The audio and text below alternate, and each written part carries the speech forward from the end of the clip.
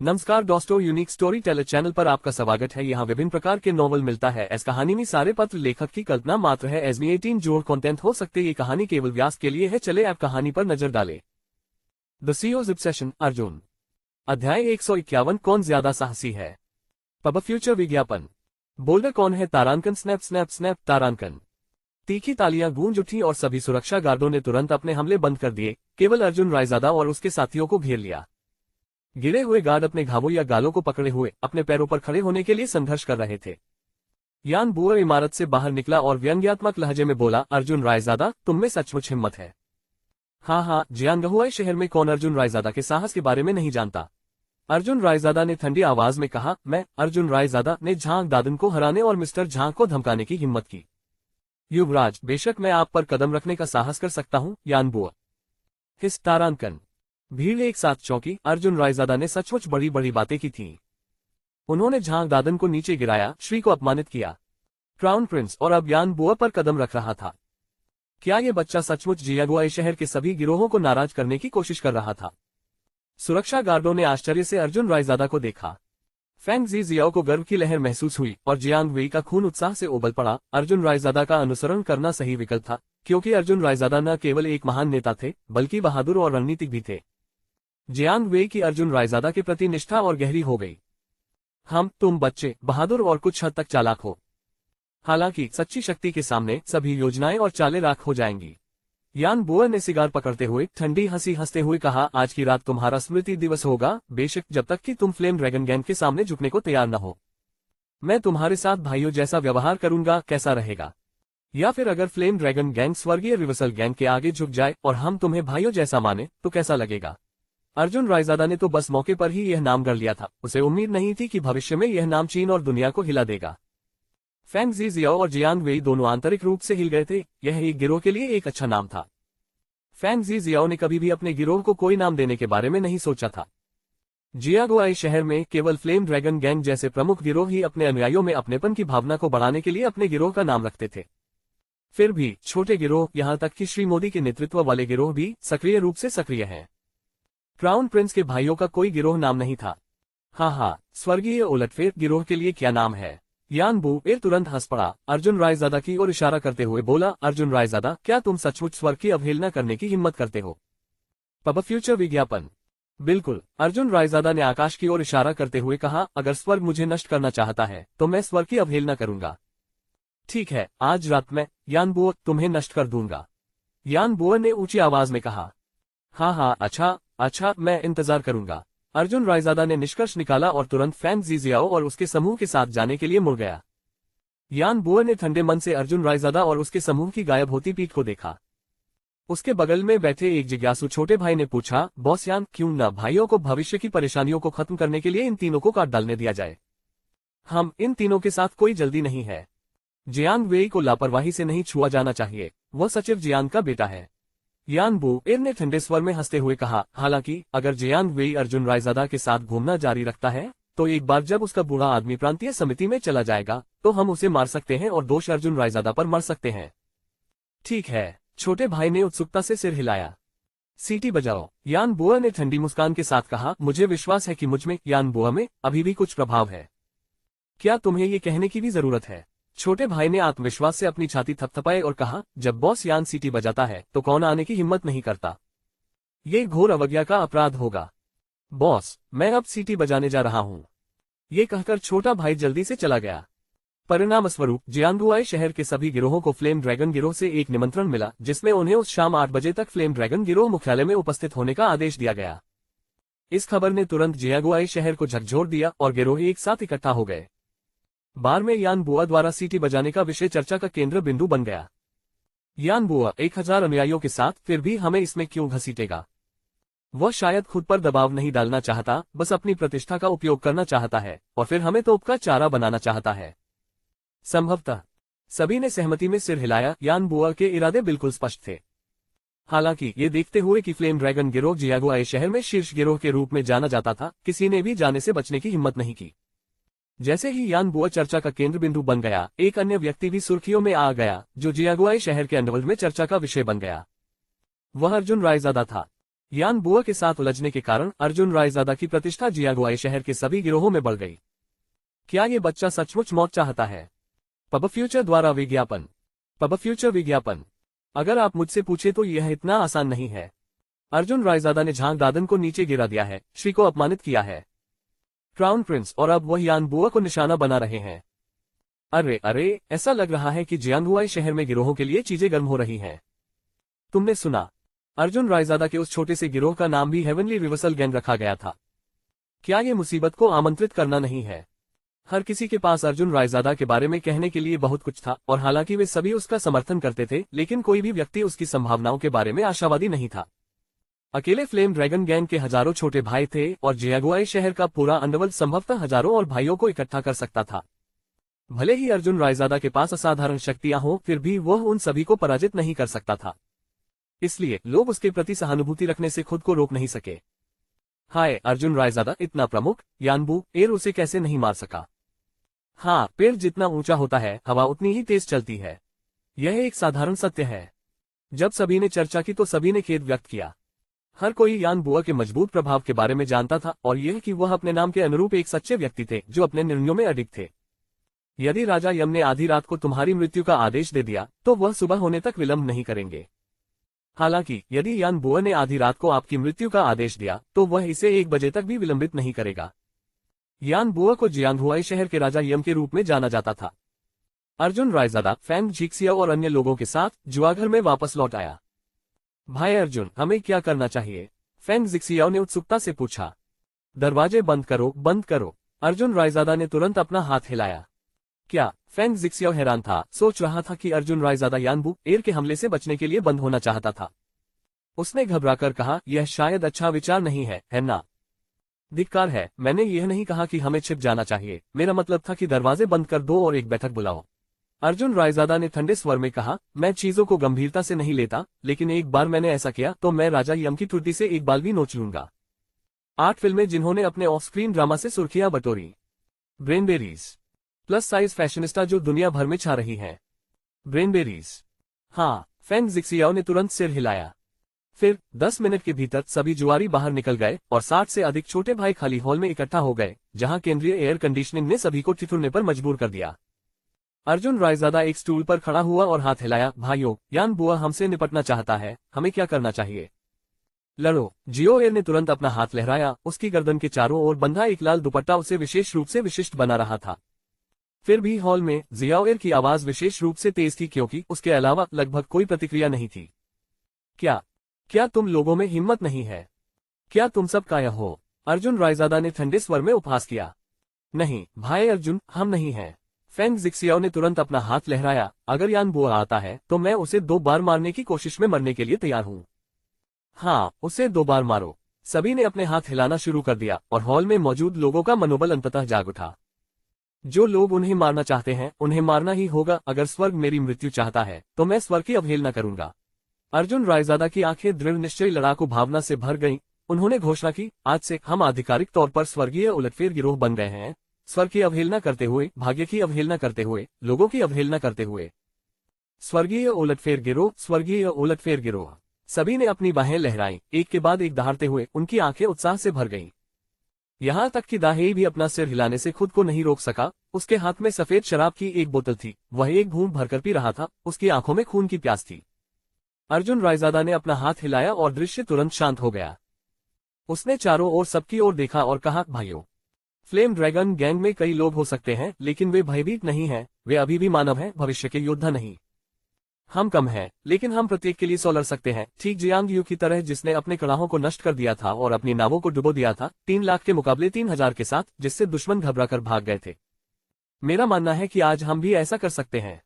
मारना, मारना, मार डालो। भीड़ का मनोबल बढ़ गया था। 60 से अधिक लोगों की आवाजें ध्वनि की विशाल लहर में विलीन हो गईं। अर्जुन रायजादा ने संतुष्ट होकर दृश्य को देखा और ठंडे स्वर में कहा, मार डालो, मार डालो, मार डालो। मार, मार, मार। स्वर्गीय उत्क्रमण गिरोह की स्थापना निस्संदेह जियांगहुआई शहर में एक मजाक बन गई। हर कोई अपनी संभावनाओं के बारे में निराशावादी था। कुछ लोग तो ये भी मानते थे कि स्वर्गीय उत्क्रमण गिरोह जियांगहुआई शहर में सबसे कम समय तक जीवित रहने वाला गिरोह होगा। शाम 6 बजे तक फ्लेम ड्रैगन गैंग के मुख्यालय के सामने सैकड़ों लोग जमा हो चुके थे तथा आसपास की दीवारों के सामने दर्जनों वैन खड़ी थी। इसके अलावा बड़ी संख्या में लोग लगातार यहां आते रहे और फ्लेम ड्रैगन गैंग के छोटे भाई उनके बीच बिखरे रहे तथा भीड़ में सिगरेट बांटते रहे। ओह, क्या ये लियू नहीं है? क्या आपके पास आने का समय है? हाँ हाँ, बॉस यान ने सीटी बजाई, बस देखने के लिए दौड़ा। हाँ हाँ स्कार भाई, आप भी आए। मैं यहाँ सिर्फ बॉस यान का समर्थन करने आया हूँ। 152 अध्याय 146 अध्याय 143 निर्णायक युद्ध से पहले भीड़ और अधिक घनी होती गई। अधीनस्थ लोग फ्लेम ड्रैगन गैंग के मुख्यालय में घनी तरह से इकट्ठा हुए। वहां पहले से ही 500-600 लोग जमा थे, एक घनी भीड़। आमतौर पर इन लोगों के पास आपस में मिलने जुलने के लिए इतना समय नहीं होता था, लेकिन यान बुआ के आह्वान पर वे अंततः एकत्र होने में सफल रहे, अपने सौहार्द को बढ़ाया, ज्ञान और अनुभव का आदान प्रदान किया तथा इस बात पर चर्चा की कि किस प्रतिष्ठान में गुणवत्ता वाली महिलाएं हैं और कहां महिलाओं का कौशल सराहनीय है। बॉस यान यहाँ है, किसी ने ऊंची आवाज में चिल्लाकर कहा। दृश्य तुरंत शांत हो गया, सभी ने एक समान रूप से अपनी निगाहें फ्लेम ड्रैगन गैंग मुख्यालय की ओर घुमा ली। तभी यान बुआ चमकदार जूतों के साथ काले रंग की पोशाक पहने हुए, चेहरे पर मुस्कान लिए हुए बाहर आया। वह एक असाधारण रूप से मिलनसार मध्यम आयु वर्ग के व्यक्ति की तरह दिखते थे। फिर भी उस मुस्कुराते चेहरे के पीछे छिपे विशैले हृदय को कौन जान सकता है। हे, मैं आपकी उपस्थिति से अभिभूत हूँ, यह मेरे लिए सचमुच सम्मान की बात है। यान बुआ ने हाथ जोड़कर सभी का अभिवादन किया और कहा, आज यहाँ उपस्थित और आज रात के कार्यक्रम में भाग लेने वाले प्रत्येक व्यक्ति को मेरी सराहना के प्रतीक के रूप में 5-5 हजार रुपये मिलेंगे। इसके अलावा जो कोई भी हेवनली रिवर्सल गैंग के कैसीनो में प्रवेश करता है और कुछ लेता है, वह उसे अपने लिए जीत लेता है। बहुत खूब। भीड़ तुरंत उत्साह से भर गई। क्या वहां न केवल नकदी थी बल्कि सामान भी था? क्या इतना बड़ा सौदा सचमुच हो सकता है? हर किसी का दिल बड़बड़ा रहा था, ये जानकर कि स्वर्गीय उलटफेर गिरोह के कैसीनो में बहुत सारी चीजें थीं। लाखों की नकदी के अलावा वहां बड़ी संख्या में स्लॉट मशीनें और जुआ उपकरण भी थे, ये सब भी पैसे के बराबर थे। यदि वास्तव में जो मिला वह उनके पास ही रहा, तो क्या सभी लोग जमकर प्रतिस्पर्धा नहीं करेंगे? यान बुआ का कदम सचमुच निर्दयी है, लियू ने ठंडी हंसी के साथ कहा। क्या ऐसा नहीं है? स्कार ब्रदर ने उसके बगल में सिर हिलाया, उसके चेहरे पर सेंटीपीड जैसे निशान को छूते हुए और व्यंग्य करते हुए कहा, वह वास्तव में सोचता है कि दूसरे लोग उसके इरादे को नहीं समझते हैं। हाँ, वह तो बस यही चाहता है कि हर कोई अपना सब कुछ दे दे। हालांकि यह कोई बुरी बात नहीं है, लियू ने मुस्कुराते हुए कहा, लगता है आज तो पूरी तरह से कत्लेआम होने वाला है। हाँ, योग्यतम की उत्तरजीविता, स्कार ब्रदर ने सहमति में सिर हिलाया। दूसरी ओर फैंग जी और अन्य लोग उत्सुकता से कैसीनो में इंतजार कर रहे थे। अर्जुन रायजादा आधे घंटे पहले ही निकल चुका था, उसने फैंग जिक्सियाओ को निर्देश दिया था कि उसके लौटने से पहले दरवाजा न खोला जाए। हालांकि जब फैंग जिक्सियाओ ने अर्जुन रायजादा से पूछा कि वह क्या करने जा रहा है, तो अर्जुन रायजादा ने केवल इतना ही उत्तर दिया, गति उधार लेने के लिए। जी जियाओ, अर्जुन रायजादा ऐसे ही भाग तो नहीं जाएगा, है ना? जियांग वेई ने जल्दी से पूछा। बकवास भाई, अर्जुन उस तरह का व्यक्ति नहीं है। फैंग जिक्सियाओ ने तुरंत जियांग वेई को घूरते हुए कहा, अगर तुम मौत से डरते हो तो मैं अभी दरवाजा खोल देता हूँ। बेहतर होगा कि आप अभी भी भाग जाएं, अन्यथा उनके लोगों के आने के बाद आप भाग नहीं पाएंगे। मैंने यह नहीं कहा था कि मैं जाना चाहता हूं, जियांग वेई ने तुरंत जवाब दिया, उसके माथे पर हल्का गर्म पसीना आ गया था। अगर तुम नहीं जाना चाहते तो रुक जाओ। भाई अर्जुन पर भरोसा रखो, वह जरूर कोई योजना बनाएंगे। तनावपूर्ण स्थिति में फैंग जी की हथेलियां भी थोड़ी पसीने से तर थीं। क्या इस महत्वपूर्ण क्षण में घबराहट होना सामान्य बात नहीं थी? न केवल उनका स्थापित कैसीनो दांव पर था, बल्कि उनका नया उद्यम भी दांव पर था।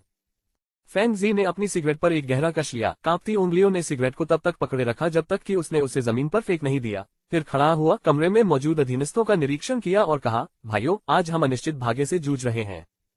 अगर कोई जाना चाहता है तो मैं उसे अभी जाने दूंगा। घोषित करना। भीड़ शांत हो गई, सभी लोग हॉल में फैल गए। कुछ लोग फर्श पर बैठ गए, कुछ दीवारों के सहारे झुक गए और कुछ अन्य स्लॉट मशीनों के साथ खेल रहे थे। जियो एयर फर्श पर लेटा हुआ था, जबकि एक सुंदर छोटी महिला उसकी मालिश कर रही थी। वह आराम अकल्पनीय था, लेकिन अब कोई भी जियो एयर के बारे में मजाक नहीं करता। निश्चिंत रहें, अगर कोई जाता है तो वह अपनी जान बचाने के लिए जाता है, और मैं ये समझ सकता हूँ। फैंग जी ने गंभीरता से सभी की ओर देखा। जी जियाओ, हम में से कोई भी नहीं जा रहा है। जियाओ एयर ने तुरंत फैंग जी की नजर पकड़ी और कहा, हम सभी भाई अर्जुन और जी जियाओ का अनुसरण करते हैं। आपने और भाई अर्जुन ने हमेशा हमारे साथ अच्छा व्यवहार किया है। अगर हम ऐसे समय में चले जाएं तो हम जानवरों से किस प्रकार भिन्न होंगे? ये सही है। वास्तव में लोगों ने लगातार सिर हिलाया, फिर सीधे खड़े होकर फैंग जी को गंभीरता से देखते हुए कहा, जी जियाओ, हम कहीं नहीं जा रहे हैं, हमें समझाने की कोशिश करना बंद करो। अच्छा है, मैंने वास्तव में आप सभी को गलत नहीं समझा। फैंग जी ने भीड़ को देखा, भावुक हो गया, उसकी आंखों में आंसू आने लगे। वह सम्मान के योग्य नेता थे। उसी समय बाहर जोर से दस्तक हुई और बाहर से एक अधीनस्थ चिल्लाया, जी जियाओ, वे आ रहे हैं, सावधान। दस्तक बंद होने के कुछ देर बाद ही एक अधीनस्थ नीचे की ओर दौड़ा और उत्सुकता से घोषणा की, जी जियाओ, यान बुआ के आदमी आ गए हैं, वे किसी भी समय यहाँ होंगे, लगभग 700 से अधिक। वहां 70 या 80 वाहन है। धत्तेरी की, अच्छा हुआ कि वे आ गए। फैंग जी अपनी कुर्सी से उछल पड़ा, उसका गुस्सा भड़क उठा और हॉल में बैठे लोग खड़े हो गए। सभी लोग फैंग जी को तनाव से देख रहे थे। इस बीच दा हेई ने शराब की एक बोतल पकड़ी, एक जोरदार घूंट लिया, फिर अपने बगल में बिग चॉपर उठाया, शराब को ब्लेड पर थूक दिया और उसे अपनी आस्तीन से पोंछ दिया। जी जियाओ, चलो बाहर चलते हैं और उनसे लड़ते हैं। जियाओ एर तुरंत चिल्लाया। शांत रहो भाई, अर्जुन ने कहा है कि हम लापरवाही से काम नहीं कर सकते। फैंग जिक्सियाओ ने चिंतित होकर कहा। इस समय दरवाजे के बाहर बड़ी संख्या में वैन इकट्ठी हो गई थी, जो उस स्थान की ओर पागलों की तरह दौड़ रही थी और हेवनली रिवर्सल गैंग के मुख्यालय के बाहर रुक गई। वैन की एक पंक्ति ने सैकड़ों छोटे भाइयों को उतार दिया, जो फ्लेम ड्रैगन गैंग के कई प्रमुखों के नेतृत्व में कैसीनो की ओर बढ़ने लगे। यूनिवर्सिटी सिटी में चहल पहल वाली भीड़ एक पल में गायब हो गई, जो खरीदारी का मुख्य समय था। फिर भी अब सड़कें लगभग खाली थीं, गुंडों के बिना। यहां तक कि दुकानों ने भी अपने दरवाजे बंद कर लिए थे। लानत है, अर्जुन रायजादा और फैंग जिक्सियाओ दरवाजा बंद करके भाग तो नहीं गए होंगे, है ना? कौन जानता है अब हम क्या करें? कौन परवाह करता है कि क्या करना है? चलो उनके दरवाजे खोलकर पैसा और सामान अंदर ले जाएं। अंत में जो हम हड़प लेते हैं वो हमारा ही होता है। ये सही है, ये सही है, हम यहाँ लड़ने नहीं आए हैं, हम लूटने आए हैं। इसके बाद भीड़ तुरंत मुख्य द्वार की ओर दौड़ी, बड़े बड़े हेलीकॉप्टर और लोहे की छड़ें लहराते हुए सुरक्षा द्वार पर जमकर तोड़फोड़ की। तीव्र धमाके की आवाज से फैंग जिक्सियाओ और अंदर मौजूद अन्य लोग डर से कांप उठे। वे क्या करने वाले हैं? ऐसा लग रहा है, ऐसा लगता है कि वे हमें लूटना चाहते हैं। लानत है, चलो उनसे लड़ें। छोटे भाई क्रोध से भर गए। कैसीनो उनकी जीवन रेखा थी, उनका घर था। यदि इसमें तोड़फोड़ की गई तो इसका मतलब होगा कि वे अपनी आजीविका खो देंगे और अपने जीवन को बेहतर बनाने का कोई भी मौका खो देंगे। उनमें से प्रत्येक ने एक बिग चॉपर पकड़ रखा था, दांत भींचे हुए। रुको, फैंग जिक्सियाओ ने तुरंत अपने हाथ से इशारा किया। उसकी नजरें इधर उधर घूम गईं और उसने धूर्त मुस्कान के साथ कहा, जियो एर, याद है हमने मिस्टर सॉ के साथ कैसा व्यवहार किया था पिछली बार क्राउन प्रिंस? जियो एर अचंभित रह गई, फिर उत्साहित होकर बोली, क्या जियो फिर से पुरानी चाल का उपयोग करने की योजना बना रही है? ये सही है। फैंग जिक्सियाओ ने तुरंत सिर हिलाया। उसने सबकी ओर देखा और कहा, सब लोग तहखाने में जाओ और सजावट से बचा हुआ चूना पाउडर ले आओ। फैंग जिक्सियाओ के आदेश के तहत सभी लोग काम में जुट गए। चूना पाउडर लेकर बाल्टी में पानी भरकर उन्होंने अपने कार्यों को विभाजित कर लिया और कुछ ही मिनटों में सब कुछ तैयार हो गया। फैंग जिक्सियाओ ने समूह का नेतृत्व करते हुए माल बांधने के लिए रबर बैंड से बने 2 विशाल अस्थायी गुलेल बनाए। सौभाग्य से सुरक्षा द्वार मजबूत था और यद्यपि बाहर के हमलावर काफी देर तक प्रयास करने के बाद केवल एक छोटा सा छेद ही बना पाए थे, लेकिन अंदर फैंग जिक्सियाओ और उसके आदमी तैयार थे। इस बार अगर वे अंदर आने की हिम्मत करते हैं तो सुनिश्चित करें कि उन्हें कुछ दिन अस्पताल में रहना पड़े। फैंग जिक्सियाओ ने एक विकृत मुस्कान के साथ कहा। सभी लोग मुख्य हॉल के पीछे खड़े थे, जिनमें से 5 या 6 लोग खुले मुंह से चूने के पाउडर से भरा एक थैला खींचने की कोशिश कर रहे थे। झनकार, मुख्य दरवाजे का ताला अंततः टूट गया और हमलावर छोटे भाई उत्साह से चिल्लाए, ये खुला है, ये खुला है, चलो पैसे हड़प लो।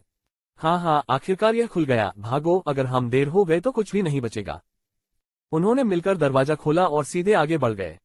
लेकिन जब वे दौड़कर अंदर पहुंचे तो उन्हें पता चला कि हॉल में लाइटें जल रही थीं और जमीन पर अभी भी सिगरेट के जलते हुए टुकड़े पड़े थे। ऊपर देखने पर उन्होंने फैंग जिक्सियाओ और उसके आदमियों को देखा, जो अपने चेहरे पर क्रूर मुस्कान के साथ उन पर निशाना साधे हुए विशालकाय गुलेलों को पीछे खींच रहे थे। फैंग जिक्सियाओ ने मुस्कुराते हुए कहा, सज्जनों, आपने यहाँ तक पहुँचने में कड़ी मेहनत की है। कुछ मिठाई खाओ। अरे, फैंग जिक्सियाओ और उसका गिरोह यहाँ है। भीड़ ने चौंक कर चीख मारी, लेकिन किसी को परवाह नहीं थी कि फैंग जिक्सियाओ उनके सामने क्या पकड़े हुए था। उनकी संख्या में भारी वृद्धि ने उन्हें निडर बना दिया और वे पीछे हटने को तैयार नहीं थे। वे तेजी से आगे बढ़े।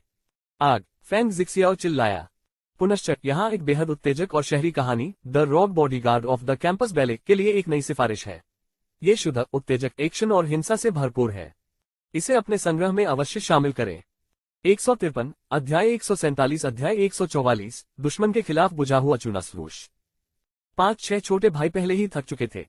आदेश प्राप्त करते ही उन्होंने निर्णायक रूप से उसे छोड़ दिया और रबर बैंड ने चूने के पाउडर के बैग को बाहर फेंक दिया। विशाल बोरी पहले छोटे भाई पर गिरी, जो दौड़कर अंदर आया और चूने के पाउडर से तुरंत हवा भर गई। चूने के पाउडर का एक और बैग सीधे दरवाजे पर आ गिरा। जो भी छोटा भाई अंदर आया, उस पर पाउडर गिर गया और उनकी आंखों में पानी भर गया। आह!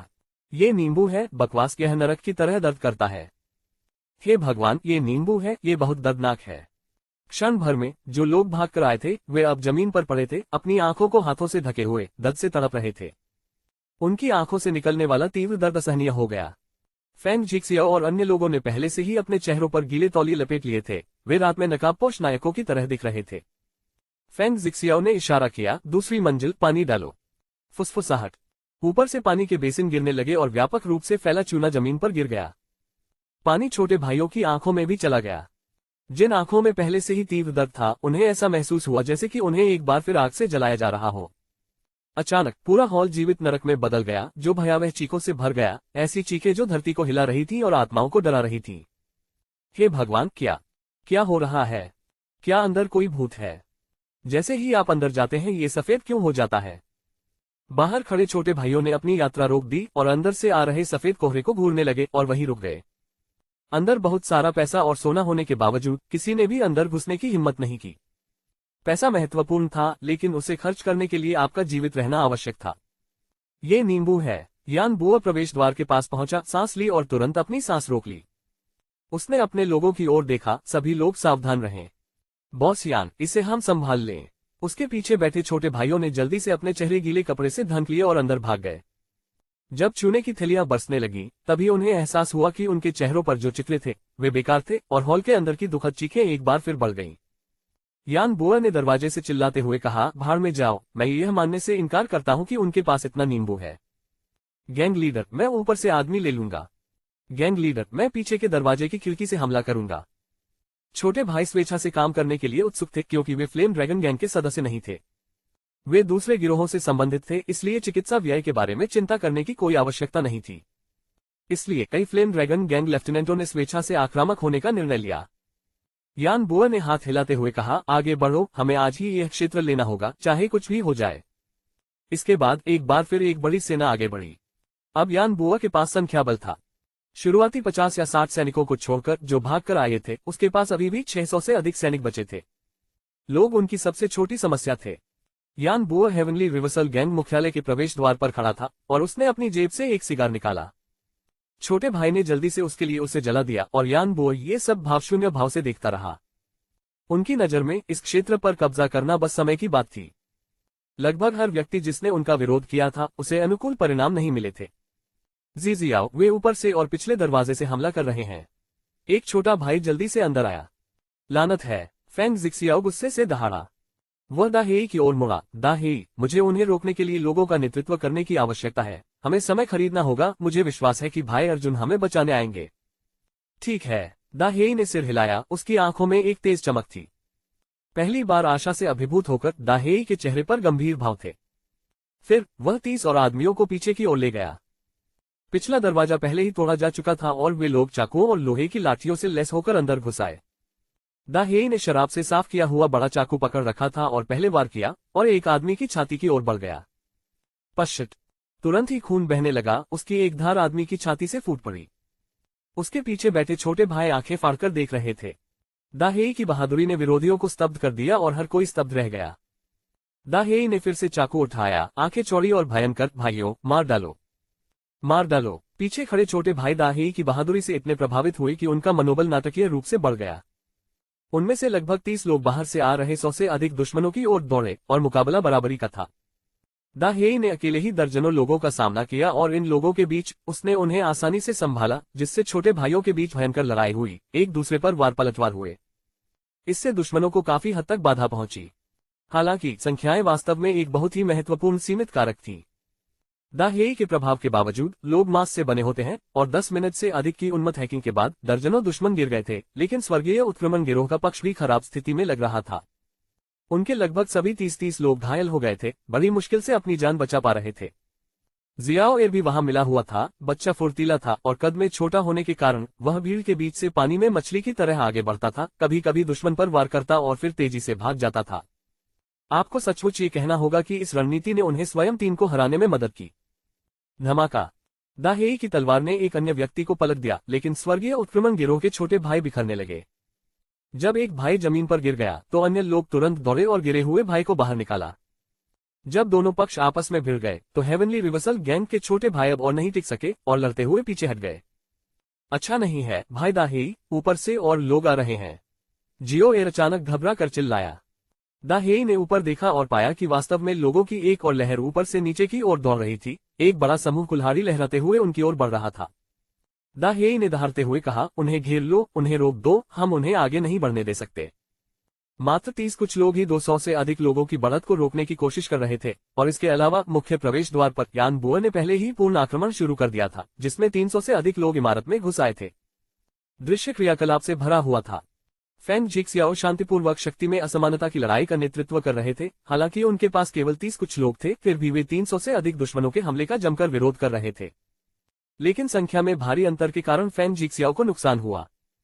इस प्रकार बहुत जल्द ही फैंग जिक्सियाओ का पक्ष केवल मुट्ठी भर लोगों तक सीमित हो गया। फैंग जिक्सियाओ ने एक स्टील पाइप पकड़े हुए एक हमलावर को झटके से नीचे गिरा दिया और चिल्लाया, सब रुको, भाई अर्जुन जल्द ही वापस आ जाएगा। दहाड़ दहाड़ दहाड़। स्वर्गीय उत्क्रमण गिरोह के शेष बचे कुछ लोग दहाड़ रहे थे। लड़ाई जारी थी, किसी भी प्रकार का भय नहीं दिखा रहे थे। उनका खून उबलने के कगार पर खड़े पानी की तरह उबल रहा था। यान बुआ प्रवेश द्वार पर खड़ा होकर इन लोगों को ठंडेपन से देख रहा था और कह रहा था, सचमुच ये मूर्खों का समूह है। गैंग लीडर, वे ज्यादा दिन नहीं टिकेंगे। उसके बगल में बैठे छोटे भाई ने ठंडी हंसी के साथ कहा। पतझड़ के कीड़ों का झुंड, यान बुआ ने ठंडे स्वर में उपहास किया। कुछ ही देर में अंदर से एक जोरदार चीख आई, वे अंदर घुस आए हैं, वे अंदर घुस आए हैं। चलो हम अंदर जाकर देखेंगे। यान बुआ आगे बढ़ा और अंदर चला गया। हॉल के अंदर फैंग जिक्सियाओ और उसके आदमी बुरी तरह से घायल और खून से लथपथ थे। उनके पूरे चेहरे पर ताजा खून लगा हुआ था। हालांकि उन्होंने कोई डर नहीं दिखाया। 30-40 साल के छोटे भाई जो अभी भी चल सकते थे, एक साथ इकट्ठे हुए, एक दूसरे को सहारा देते हुए, एक दूसरे से सटकर बैठे, अपनी पीठ अपने भाइयों को सौंप दी। यान बुआ ने क्षत विक्षत समूह को देखा और उपहास किया, फैंग जिक्सियाओ, अर्जुन रायजादा कहाँ है? तुम्हें लगता है कि मैं तुम्हें बताऊंगा। फैंग जिक्सियाओ ने यान बुआ की ओर ठंडी नजरों से देखते हुए कहा, अगर तुम भाई अर्जुन का ठिकाना जानना चाहते हो तो सपने देखते रहो। हाँ, अगर आप मुझसे पूछें तो अर्जुन रायजादा निश्चित रूप से काया है, इसलिए वह भाग गया। यान बुआ तुरंत जोर से हंस पड़ा। जैसे ही फैंग जिक्सियाओ और अन्य लोग गुस्से से घूरने लगे, बाहर से एक ठंडी आवाज आई, किसने कहा कि मैं काया हूँ, कि मैं भाग गया? आवाज हॉल में दाखिल हुई और फैंग जिक्सियाओ ने तुरंत आश्चर्य का भाव दिखाते हुए चिल्लाया, भाई अर्जुन, क्या यह आप है? ये सुनकर कि यह अर्जुन रायजादा था, स्वर्गीय उत्क्रमण गिरोह के लोग तुरंत खुशी से झूम उठे। यान बुआ ने मुड़कर देखा और अर्जुन रायजादा बाहर से अंदर आया। उसके हाथ उसकी जेबों में थे, उसके मुंह से एक सिगरेट लटक रही थी। वह यान बुआ को ठंडे भाव से देख रहा था। यान नाम 2, हम फिर मिलेंगे। मुझे लगता है कि तुम मरने के लिए वापस आए हो। यान बुआ ने ठंडेपन से अर्जुन रायजादा को देखा। कौन बचता है और कौन मरता है, ये तो आने वाला समय ही बताएगा। अर्जुन रायजादा ने यान बुआ को ठंडी निगाहों से घूरते हुए कहा, क्या तुम्हें लगता है कि तुम यहाँ से जिंदा निकल सकते हो? क्या बड़ी बात है। यान बुआ ने ऊपर देखा और जोर से हंसा, कोई इस बच्चे को मेरे लिए पकड़ ले, देखते हैं कौन हिम्मत करता है। तभी ऊपर से 2 आकृतियां प्रकट हुई, जिनमें से प्रत्येक की पीठ पर एक कुल्हाड़ी थी। दाजिया और हाउजी आकाश से उतरे। उतरने के बाद वे चिल्लाए, अरे हम किसका इंतजार कर रहे हैं? अभी नहीं तो कभी नहीं। 154 अध्याय 148 अध्याय 145 यांत्रिक लड़ाई, बाहर आओ। एक जोरदार चिल्लाहट गूंजी और बाहर भीड़ उमड़ पड़ी, क्योंकि तानाशाह लियू एक लंबा भाला पकड़े हुए सबसे आगे निकल गया। उसके पीछे 4 स्वर्गीय राजा थे। हर प्रवेश द्वार से लोगों की अंतहीन धारा उमड़ पड़ी, खिड़कियां, ऊपरी मंजिलें, पिछला दरवाजा, हर वह स्थान जहां किसी व्यक्ति को प्रवेश मिल सकता था, उनके लगातार प्रवेश से भर गया। यान बुआ तुरंत चौंक गया। अरे यहाँ इतने सारे लोग कैसे हैं? शानदार, भाई अर्जुन अमर रहें, भाई अर्जुन अमर रहें। स्वर्गीय उत्क्रमण गिरोह के छोटे भाई, जिन्हें तब तक पीटा गया था जब तक कि वे खून से लथपथ नहीं हो गए थे, आश्चर्य से चिल्लाए। भाई अर्जुन सचमुच बहुत शक्तिशाली थे, उन्होंने एक ही बार में इतने सारे लोगों को वापस ला दिया था। फैंग जिक्सियाओ बहुत खुश हुआ और दाहेई की आंखों में एक तेज चमक दिखाई दी। हॉल में इस उग्र सेना ने तुरंत हंगामा खड़ा कर दिया। क्रोधित होकर यान बुआ चिल्लाया, सब लोग शांत हो जाओ, घबराए नहीं। गैंग लीडर यान, हम यहाँ सिर्फ मदद करने आए हैं, मरने नहीं। बिल्कुल, इस बार आपके फ्लेम ड्रैगन गैंग ने एक भी व्यक्ति नहीं भेजा, कितनी बेशर्मी है। एक अव्यवस्थित सेना ऐसी ही होती है जो जीत के समय तो नियंत्रण में रहती है, लेकिन जब जीवन के लिए खतरा उत्पन्न हो जाता है तो वह अव्यवस्थित भीड़ बन जाती है तथा तुरंत भागने का उपाय सोचने लगती है। अर्जुन रायजादा का इस रहस्यमय सेना के साथ आगमन देखकर यान बुआ भी दंग रह गया। अर्जुन रायजादा वास्तव में उल्लेखनीय था। एक ही रात में उसने बहुत सारे लोगों को इकट्ठा कर लिया। यान बुआ ने नीली वर्दी पहने उन लोगों पर नजर डाली जो मजदूर जैसे दिख रहे थे। इन लोगों के हाथों में स्टील के पाइप, लोहे की छड़ें और यहाँ तक कि हथौड़े और रिंच भी थे। यान बुआ ने ठंडी आवाज में अर्जुन रायजादा की ओर देखते हुए कहा, अर्जुन रायजादा, क्या तुम्हें लगता है कि आज तुम जिन लोगों को लाए हो वे स्थिति बदल सकते हैं? क्यों न एक बार कोशिश करके देखा जाए? अर्जुन रायजादा ने ठंडी हंसी के साथ जवाब दिया। आओ सब लोग हमला करो। मैं यह मानने से इनकार करता हूं कि हम, जो सड़कों के नियमों के अनुसार जीते हैं, मजदूरों के एक समूह को नहीं हरा सकते। अर्जुन रायजादा के अनुयायियों को फैक्ट्री मजदूरों के रूप में वर्गीकृत करते हुए यान बुआ ने जल्दी से विश्लेषण किया। श्रमिक परिवार के लोग होने के कारण हताश होकर लड़ने की हिम्मत नहीं कर सकते थे, इसलिए उनका मानना था कि गिरोह की क्रूरता को देखने के बाद ये लोग पक्षियों की तरह तितर बितर हो जाएंगे। उसके पीछे खड़े अधीनस्थ लोग हिलने के लिए बेचैन थे। फ्लेम ड्रैगन गैंग के कुछ टीम लीडरों ने नेतृत्व करते हुए हमला किया। धिक्कार है, इनका सफाया कर दो, टीम के नेता जोर से चिल्लाए। धिक्कार है। तानाशाह लियू ने अपने दांत पीसते हुए दहाड़ा, तुमने भाई अर्जुन का विरोध करने की हिम्मत की, मुझे लगता है कि तुम सब जीने से थक गए हो। इस बार तानाशाह लियू ने खुद को बचाने की ठान ली थी। अर्जुन रायजादा ने कहा था कि अगर वह इस बार यान बुआ को पकड़ लेता है तो उसे जेल में दूसरों के कपड़े और अंडरवियर धोने की जरूरत नहीं पड़ेगी। इसलिए तानाशाह लियू यान बुआ को पकड़ने के लिए तैयार था और उसे रोकने की हिम्मत करने वाले किसी भी व्यक्ति को मारने के लिए तैयार था। वह आगे बढ़ा, उसकी तलवार ऊंची उठी और फ्लेम ड्रैगन गैंग के टीम लीडर उसकी ओर दौड़े। दरार। एक ही वार में एक आदमी का सिर कट गया और खून बहने लगा।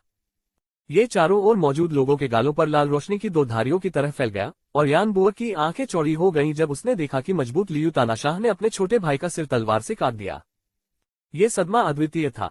न केवल यान बुआ बल्कि आसपास के सभी छोटे भाई भी दंग रह गए। उसे एक हमले ने न केवल उनके मनोबल को कम कर दिया बल्कि उनके भीतर के डर को भी बाहर निकाल दिया। हर कोई जम गया, हिलने की हिम्मत नहीं कर रहा था। अर्जुन रायजादा, तुम में सचमुच हिम्मत है। यान बुआ ने अर्जुन रायजादा को गुस्से से घूरा। अब क्या? अर्जुन रायजादा मुस्कुराया और बोला, क्या यान बुआ आत्मसमर्पण करने की योजना बना रहा है?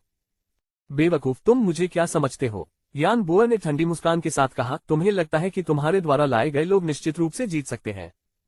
ऐसा कहकर यान बुआ ने अपने छोटे भाइयों में से एक क्लीव छीन लिया और सीधे तानाशाह लियू पर हमला कर दिया। लियू द टायरेंट, जो 3 प्रांतों और 6 शहरों में नदी और समुद्र के डाकू के रूप में प्रसिद्ध था और जिसने अनगिनत हत्याएं की थीं, ने यान बुआ का सामना एक और भी क्रूर मुस्कान के साथ किया और कहा, हे बढ़िया है, तुम कुछ हद तक कुशल लग रहे हो, बुरे आदमी, लाओ इसे। ऐसा कहते हुए तानाशाह लियू ने अपनी तलवार पकड़ ली और आगे बढ़ गया। दोनों व्यक्ति गुस्से से घूर रहे थे, प्रत्येक के चेहरे पर जबरदस्त आभा थी। इस प्रचंड आभा ने आसपास के लोगों को लगभग उड़ा दिया। क्लिक करें। अंततः दोनों के बीच हिंसक झड़प हुई, उनके चाकू आपस में टकराए और भयंकर चिंगारी निकली जिससे वहां मौजूद लोग लगभग अंधे हो गए। तानाशाह लियू मुस्कुराया और बोला, शाबाश, काफी ताकत है। यान बुआ अंदर से चौंक गया। इस आदमी की ताकत सचमुच बहुत अच्छी थी, वह उसके वार को भी पकड़ सकता था। ऐसा प्रतीत होता था कि यह व्यक्ति निश्चित रूप से कोई सामान्य कर्मचारी नहीं था। शायद वे मजदूर थे ही नहीं। यान बुआ ने मन ही मन सोचा, अगर ये लोग मजदूर नहीं हैं, तो फिर क्या है? अर्जुन रायजादा को ऐसे लोग पृथ्वी पर कहां से मिले? क्या ऐसा हो सकता है कि अर्जुन रायजादा के पास छिपी हुई शक्तियां हों? ये सोचकर यान बुआ बहुत हिल गया। अर्जुन रायजादा वास्तव में बहुत शक्तिशाली था, ऐसा लग रहा था कि उसे बख्शा नहीं जा सकता था।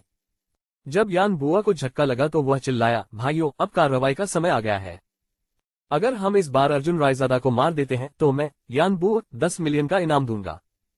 जैसा कि कहा जाता है, महान पुरस्कार साहसी व्यक्तियों को सामने लाते हैं। ये कथन बिल्कुल सत्य था। तानाशाह लियू द्वारा एक अधीनस्थ को 2 टुकड़ों में काटने से उत्पन्न भय अब पूरी तरह से दूर हो गया था। उस समय कई लोग आश्चर्य से चिल्लाए, 1 करोड़ के लिए चार्ज करो। तुरंत ही दोनों पक्ष आपस में भिड़ गए। नीली वर्दी पहने कैदियों ने पाइप और चाकू लेकर विभिन्न वेशभूषा वाले गुंडों के खिलाफ लड़ाई शुरू कर दी। यान बुआ के विचार के अनुसार ये लोग निश्चित रूप से क्षमता और सामाजिक स्थिति में निम्न थे। एक बार जब वास्तविक लड़ाई छिड़ जाती तो वे निश्चित रूप से भाग जाते।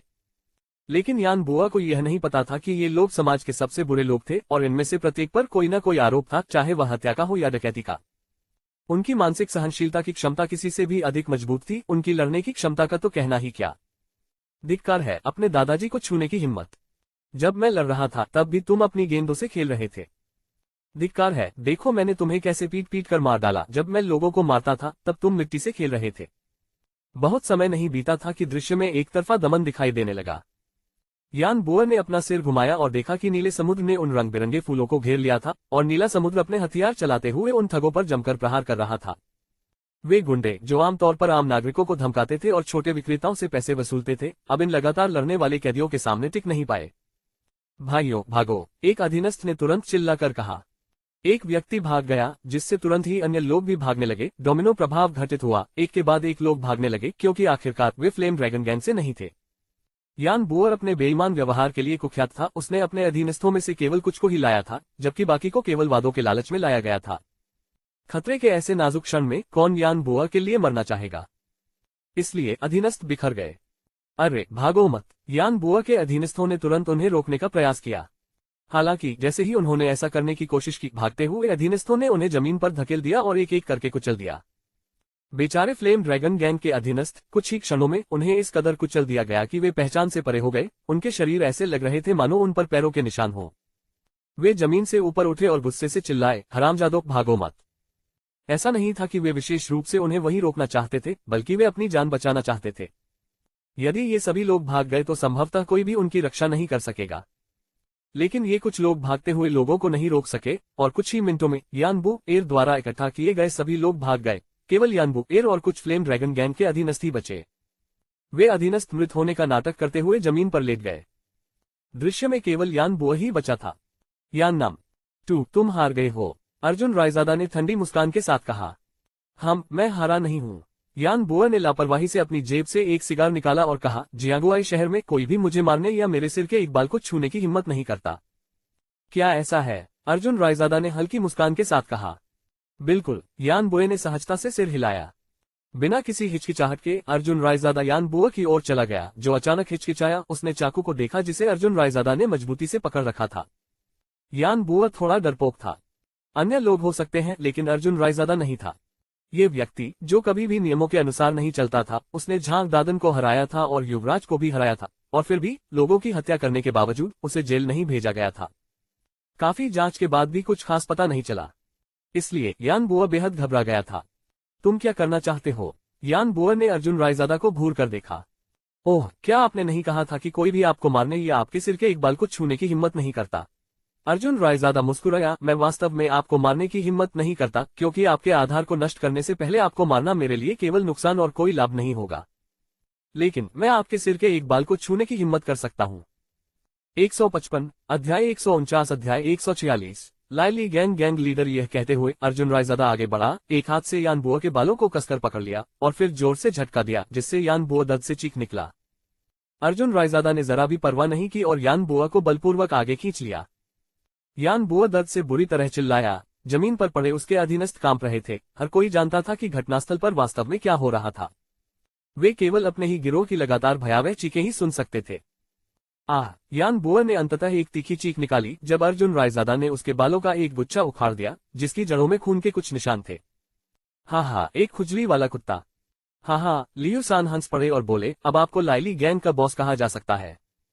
सभी लोग जोर जोर से हंसने लगे। इतनी हंसी से वे अपना सिर उठाने में असमर्थ हो गए। यान बुअर ने महसूस किया कि उसके सिर के ऊपरी हिस्से का एक बड़ा हिस्सा उखड़ गया था, यहाँ तक कि खोपड़ी भी फट गई थी। उसने दर्द से अर्जुन रायजादा को देखा, घायल बालों के गुच्छे को पकड़े हुए, और अपने दांत पीसते हुए कहा, अर्जुन रायजादा, तुम अच्छी मौत नहीं मरोगे, मुझे तुम्हें मारना होगा। तो फिर मैं इंतजार करूंगा, अर्जुन रायजादा ने ठंडी हंसी के साथ कहा, लेकिन ध्यान रखना कि पहले तुम मुझे तुम्हें मारने न दो। नाटक करना बंद करो, उठो और चलो, यान बुअर ने कठोरता से चिल्लाया। तुरंत ही जमीन पर पड़े सभी अधीनस्थ उठ खड़े हुए। जैसे ही वे यान बुअर के पीछे बाहर जाने वाले थे, अर्जुन रायजादा बोल पड़ा, बॉस यान, मैंने आपको ऐसे ही जाने देने के लिए कब सहमति दी? क्या तुम हम सबको मार डालना चाहते हो? यान बुअर की आंखों में तेज चमक आ गई। नहीं, मैं तुम्हें कैसे मार सकता हूँ? मैंने पहले ही कहा है कि मैं तुम्हारी नींव को नष्ट करने से पहले तुम्हें निश्चित रूप से नहीं मार सकता, अर्जुन रायजादा ने ठंडी हंसी के साथ कहा, फिर अपना हाथ लहराया। चलो, हमारे सम्मानित मेहमानों को उठाओ और उन्हें बाहर फेंक दो। दाजिया और हाउजी ने तुरंत सिर हिलाया और भीड़ को यान बुअर और उसके अधीनस्थों को उठाने का निर्देश दिया। अर्जुन रायजादा, मैं एक दिन इस अपमान का 100 गुना बदला चुकाऊंगा। यान बुएर गुस्से से उबल रहा था। अर्जुन रायजादा खिलखिलाकर हंसा। तानाशाह लियू और अन्य लोगों ने यान बुअर और उसके अधीनस्थों को सुअर के मांस की तरह उठा लिया और उन्हें सीधे जुआघर से बाहर फेंक दिया। जुआघर के बाहर दर्शकों की भीड़ लगी हुई थी। जब उन्होंने देखा कि जुआघर के लोगों द्वारा यान बुअर को बाहर निकाल दिया गया है, तो सभी लोग बहुत हैरान हो गए। फ्लेम ड्रैगन गैंग जियांगुआई शहर का शीर्ष गिरोह था। कौन उन्हें उकसाने की हिम्मत करेगा? ऐसा लगता है कि इस जुआघर को कुछ समर्थन प्राप्त है, उन्होंने यान बुआ पर हाथ डालने की भी हिम्मत की। जरूर ये जुआघर किसी बाहरी गिरोह द्वारा चलाया जा रहा होगा। अब यहाँ जुए के बारे में चिंता करने की कोई जरूरत नहीं है। हाँ, भीड़ चर्चा से गूंज उठी। फैंग जिक्सियाओ उत्साह से अर्जुन रायजादा की ओर दौड़ते हुए बोले, भाई अर्जुन, आप इतने सारे लोगों को कहां से लाए हैं? हे भगवान, उनके पास ऐसी दुर्जय क्षमताएं हैं, सचमुच उल्लेखनीय। हाँ, अर्जुन रायजादा हंसते हुए बोला, ये सब लोग जेल से उधार लाए गए हैं। फट! फैंग जिक्सियाओ लगभग दम घुटने से मर गया। कैदियों को जेल से उधार लिया गया? क्या ये सभी गंभीर अपराधी हैं? डरने की बजाय वह रोमांचित था। इन लोगों को मदद के लिए पर्याप्त हाथ न होने की चिंता करने की कोई आवश्यकता नहीं थी। फैंग जिक्सियाओ ने उत्साहित होकर सोचा, भाई अर्जुन वास्तव में शक्तिशाली थे, यहां तक कि जेल से कैदियों को उधार लेने में भी सक्षम थे। फैंग जिक्सियाओ ने उत्साह से कहा, भाई अर्जुन, आप बहुत ही शानदार हैं। इतने सारे लोगों के साथ हमें उस कुत्ते यान बुआ से निपटने के बारे में चिंता करने की जरूरत नहीं है। अरे, तुम्हें लगता है कि ये लोग हर दिन हमारा पीछा करेंगे? अर्जुन रायजादा ने फैंग जिक्सियाओ को घूरते हुए कहा, ये सिर्फ एक अस्थायी एहसान है, इन्हें जल्द ही चुकाना होगा, है ना? ये कहते हुए अर्जुन रायजादा का दिल खून से लथपथ हो गया। इन लोगों को उधार लेने के लिए वह वास्तव में एक दोस्त की जन्मदिन पार्टी में भाग लेने के लिए अस्थायी रूप से डियानलिंग के प्रेमी के रूप में कार्य करने के लिए सहमत हो गया था। अर्जुन रायजादा को अभी भी डियानलिंग के कार्यालय में बातचीत करते हुए याद है जब उसने उसे दयनीय निगाहों से देखा था और छेड़खानी करते हुए कहा था, मैं रोज जेल में रहने के कारण कोई प्रेमी नहीं ढूंढ पाती, क्या तुम मदद नहीं कर सकते और दिखावा नहीं कर सकते? चिंता मत करो, मैं तुमसे नहीं चिपकूंगा। डियानलिंग की दलील के तहत अर्जुन रायजादा के पास सहमत होने के अलावा कोई विकल्प नहीं था। आखिरकार ये तो बस प्रेमी होने का नाटक था, इससे ज्यादा कुछ नहीं। भाई अर्जुन, क्या भविष्य में कभी भी इन्हें उधार लिया जा सकता है? फैंग जिक्सियाओ की असली चिंता यही थी। जुआघर में किसी भी समय समस्या आ सकती है और मुसीबत की स्थिति में आपको मदद के लिए हाथों की आवश्यकता होगी, है ना? इसलिए फैंग जिक्सियाओ इस बारे में बहुत चिंतित था। तमाचा! अर्जुन रायजादा ने फैंग जिक्सियाओ के सिर के पीछे थप्पड़ मारा। फैंग जिक्सियाओ ने आश्चर्य से उसके सिर को छुआ। अर्जुन रायजादा ने उसे घूरते हुए कहा, भविष्य में आपको हर चीज के लिए खुद पर निर्भर रहना होगा। इस घटना के बाद यान बुआ आपको आज की तरह खुलेआम धमकाने की हिम्मत नहीं करेगा। हाँ, फैंग जिक्सियाओ ने जल्दी से सिर हिलाया। फिर भी फैंग जिक्सियाओ को अर्जुन रायजादा के दिल के दर्द का कोई अंदाजा नहीं था। डियानलिंग ने कहा था कि अब से वह लोगों को उधार ले सकता है, लेकिन उसे संतोषजनक शर्तें देनी होंगी। इस वजह से अर्जुन रायजादा इस छोटे राक्षस से लोगों को उधार लेना जारी रखने के लिए तैयार नहीं था। ये छोटा सा राक्षस चालाकियों से भरा हुआ था। कौन उसके करीब जाने की हिम्मत करेगा? इसमें कोई आश्चर्य नहीं कि उसका कोई प्रेमी नहीं था, वह इसकी हकदार थी। अर्जुन रायजादा ने अपने दिल में कड़वाहट से कोसा। शुक्रवार की रात उसके साथ जन्मदिन के भोज में शामिल होने के बारे में सोचकर ही वह भयभीत हो जाता था। उस रात के बाद हेवनली रिवर्सल गैंग प्रसिद्ध हो गया, भाई अर्जुन प्रसिद्ध हो गया और जी जियाओ भी प्रसिद्ध हो गया। जियागुआई शहर में जमीन के इस छोटे से टुकड़े पर एक गिरोह उभरते सितारे की तरह उभरा और ध्यान का केंद्र बन गया। परिणामस्वरूप फैंग जिक्सियाओ पूरी तरह से सुर्खियों में आ गया और जियागुआई शहर में सभी के लिए भाईजी जियाओ के रूप में जाना जाने लगा। बाकी सभी गिरोह करीब आने के लिए बेताब थे। हेवनली रिवर्सल गैंग की सामाजिक स्थिति श्रीमान के बाद दूसरे स्थान पर थी। क्राउन प्रिंस के नेतृत्व में एक गिरोह बनाया गया, जिससे ये जियागुआई शहर का तीसरा सबसे बड़ा गिरोह बन गया। हर कोई जानता था कि स्वर्गीय उत्क्रमण गिरोह के पीछे एक रहस्यमय भाई अर्जुन खड़ा था, जो रातों रात जुगे कोंगमिन जैसे स्वर्गीय सैनिकों और जनरलों को बुला सकता था और जिसने बूढ़े यान बुआ के बालों को उखाड़कर लाइली का सिर बना दिया था। ये घटना जियागुआई शहर में एक बड़ा मजाक बन गई तथा कुछ समय के लिए ये चर्चा का विषय बन गई। हेवनली रिवर्सल गैंग का कैसीनो अराजकता में था, हर कोई सफाई में व्यस्त था। जियोएर ने जिज्ञासावश पास आकर पूछा, भाई जी जियो, क्या आपको लगता है कि भाई अर्जुन बहुत रहस्यमय है? क्या ये स्पष्ट नहीं है? फैंग जिक्सियाओ ने सिर हिलाया और कहा, भाई अर्जुन किस तरह के व्यक्ति हैं? वह कोई साधारण आदमी नहीं है। मैं तुमसे कह रहा हूं, तुम्हें भाई अर्जुन के बारे में यूं ही चर्चा नहीं करनी चाहिए। अब से गिरोह में किसी को भी इसकी अनुमति नहीं है। हाँ, मुझे पता है। जियोएर ने जल्दी से सिर हिलाया, फिर अपने गले से लाल दुपट्टा फाड़ दिया और सफाई जारी रखी। कई ट्रकों में ले जाए जाने के बाद अर्जुन रायजादा और एक बड़ा समूह अंततः जियागुआई शहर की जेल में पहुंचे। जेल के बाहर डियानलिंग और 1 दर्जन से अधिक सशस्त्र जेलगार्ड उनके आगमन की प्रतीक्षा कर रहे थे। अर्जुन रायजादा और उसके दल को वापस आते देख डियानलिंग के चेहरे पर राहत भरी मुस्कान आ गई। यदि अर्जुन रायजादा ने अचानक सभी कैदियों को जाने दिया होता तो उसका अंत आ जाता।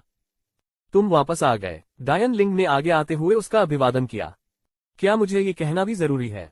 अर्जुन रायजादा ने उसकी तरफ देखा और कहा, मैं वापस नहीं आ सकता, है ना? मुझे डर था कि तुम बीच में ही उनके साथ भाग जाओगी। डियान लिंग ने हंसते हुए कहा, तुम्हें पता है मुझे तुम्हारे बारे में कोई जानकारी नहीं है, मैं तुम्हारे अतीत के बारे में पूरी तरह से अंधेरे में हूँ, और अगर तुम अचानक उनके साथ भाग गई तो मुझे लगता है मेरे पास तुम्हारे बारे में कुछ भी नहीं होगा। कुआं, यह अगली बार विचार करने लायक बात है, अर्जुन रायजादा ने मुस्कुराते हुए कहा। मानो तुम्हारी हिम्मत हो, डियान लिंग ने गुस्से से कहा। इसके बाद कैदियों को सशस्त्र जेल प्रहरियों की निगरानी में वापस जेल में ले जाया गया। किसी ने भी कोई परेशानी पैदा करने की हिम्मत नहीं की। हालांकि ये तानाशाह लियू था जिसने अनिच्छा से अर्जुन रायजादा को देखा और कहा, भाई अर्जुन, अगली बार जब ऐसा कुछ होगा तो आपको हमें अपने साथ ले जाना होगा। मैं निश्चित रूप से अग्रिम पंक्ति में रहूंगा। हाँ, चिंता मत करो, एक और मौका जरूर मिलेगा। अर्जुन रायजादा खिलखिलाकर हंसा। हाओजी और दाजियाओ अर्जुन रायजादा के सामने खड़े थे, दोनों उसे देख रहे थे। क्या तुम दोनों के पास मुझसे कहने के लिए कुछ नहीं होगा, है ना? अर्जुन रायजादा मुस्कुराया। बड़े भाई, दरअसल मेरे पास एक सुझाव है। मुझे यकीन नहीं है कि मुझे ये कहना चाहिए या नहीं, हाओजी ने भौहें चढ़ाते हुए कहा। आगे बढ़ो, अर्जुन रायजादा ने ठंडी हंसी के साथ कहा।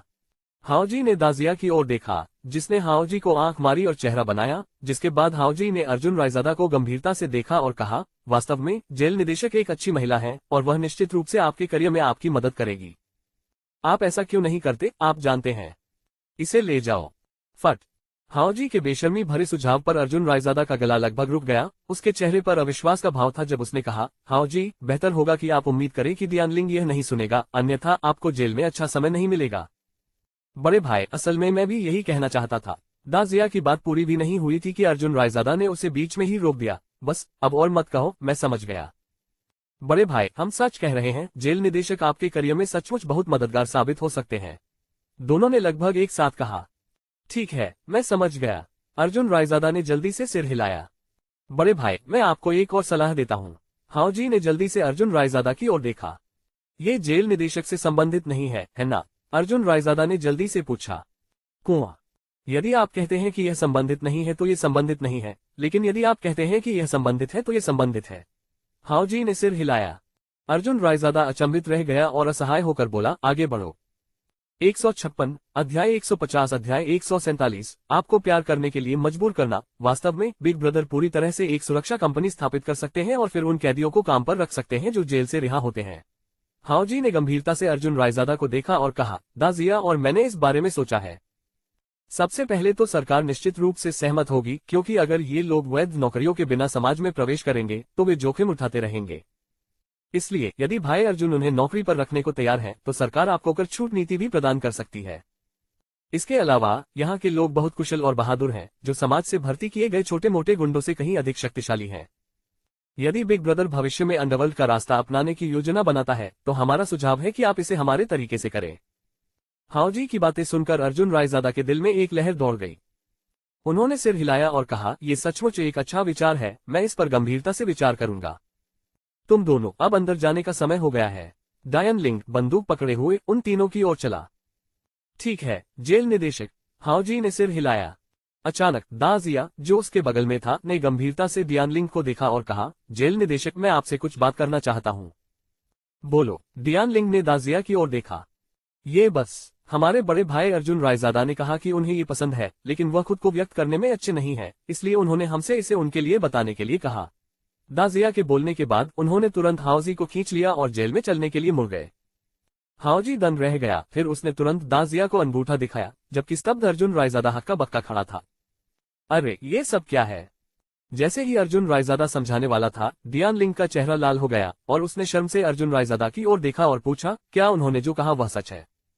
हाँ, वे तो बस मजाक कर रहे थे। अर्जुन रायजादा ने तुरंत हंसकर टाल दिया। ओह! डियान लिंग हैरान रह गई और उसने अपनी बंदूक उठाई, उसे अर्जुन रायजादा की ओर तानते हुए गुस्से से कहा, अर्जुन रायजादा, तुम कमीने, अब यहाँ से चले जाओ, वरना मैं युद्ध के मैदान में मौजूद लोगों को गोली मार दूंगी।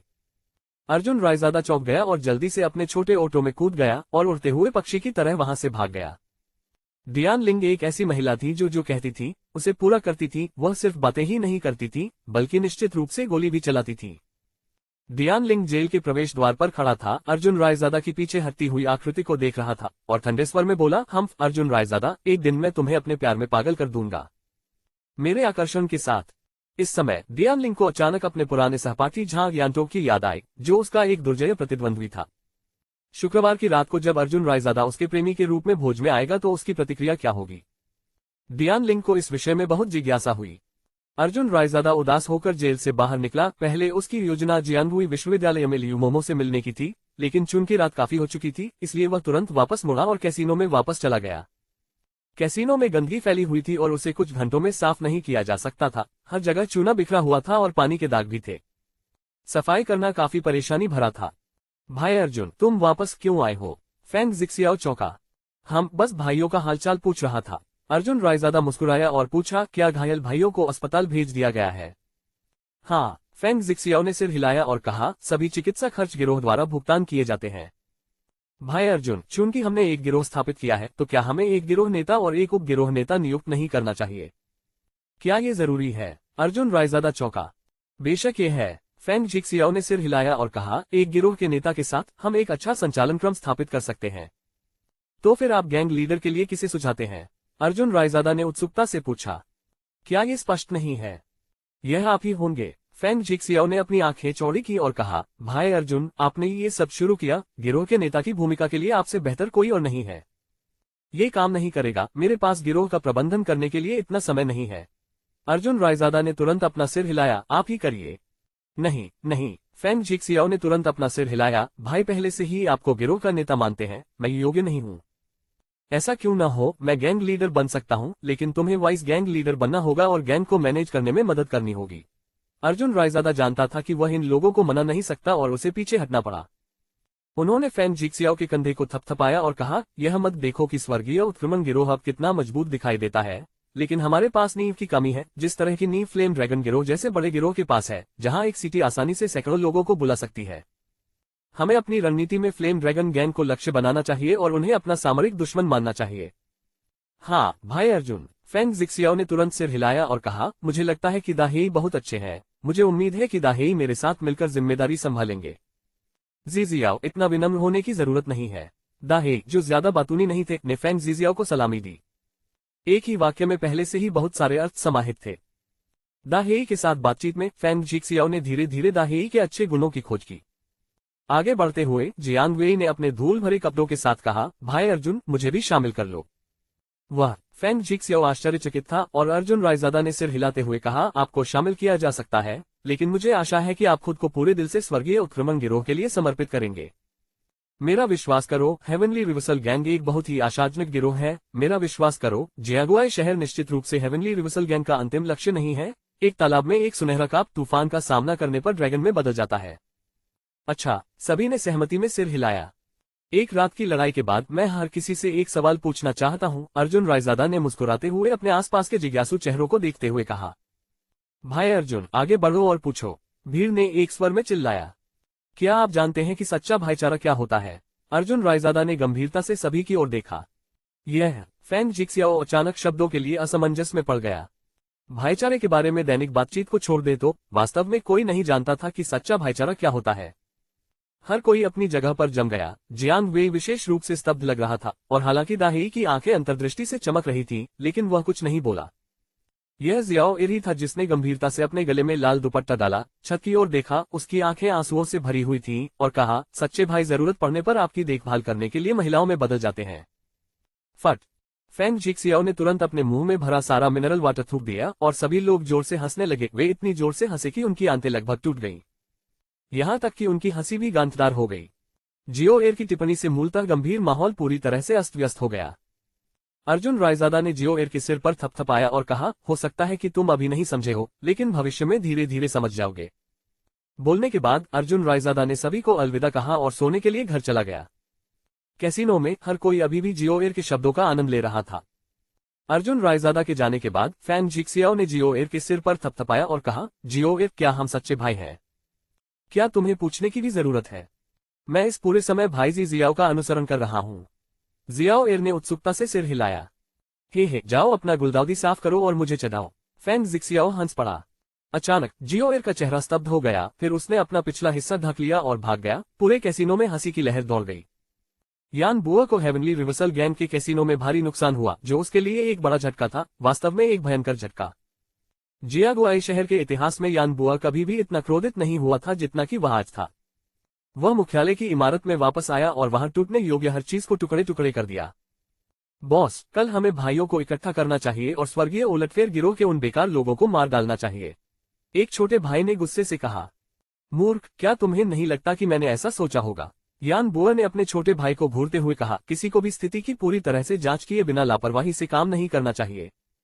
तुरंत किसी को ये पता लगाने के लिए भेजो कि अर्जुन रायजादा उस रात जिन लोगों को लेकर आया था वे वास्तव में कहां से आए थे। हाँ, छोटे भाई ने तुरंत सिर हिलाया। आसपास के इलाकों में मौजूद गिरोहों पर अपनी जांच केंद्रित करो, देखो उस रात कौन सा गिरोह बड़े पैमाने पर घूम रहा था। यान बोअर आखिरकार शांत हो गया। अर्जुन रायजादा द्वारा लाए गए लोग स्पष्ट रूप से अच्छी तरह प्रशिक्षित थे, वे किसी भी तरह से श्रमिकों के समूह की तरह नहीं थे। इस प्रकार यान बोअर ने आसपास के क्षेत्रों में गिरोहों की जांच शुरू करने का फैसला किया। समझ गया, छोटा भाई मुड़ा और चला गया।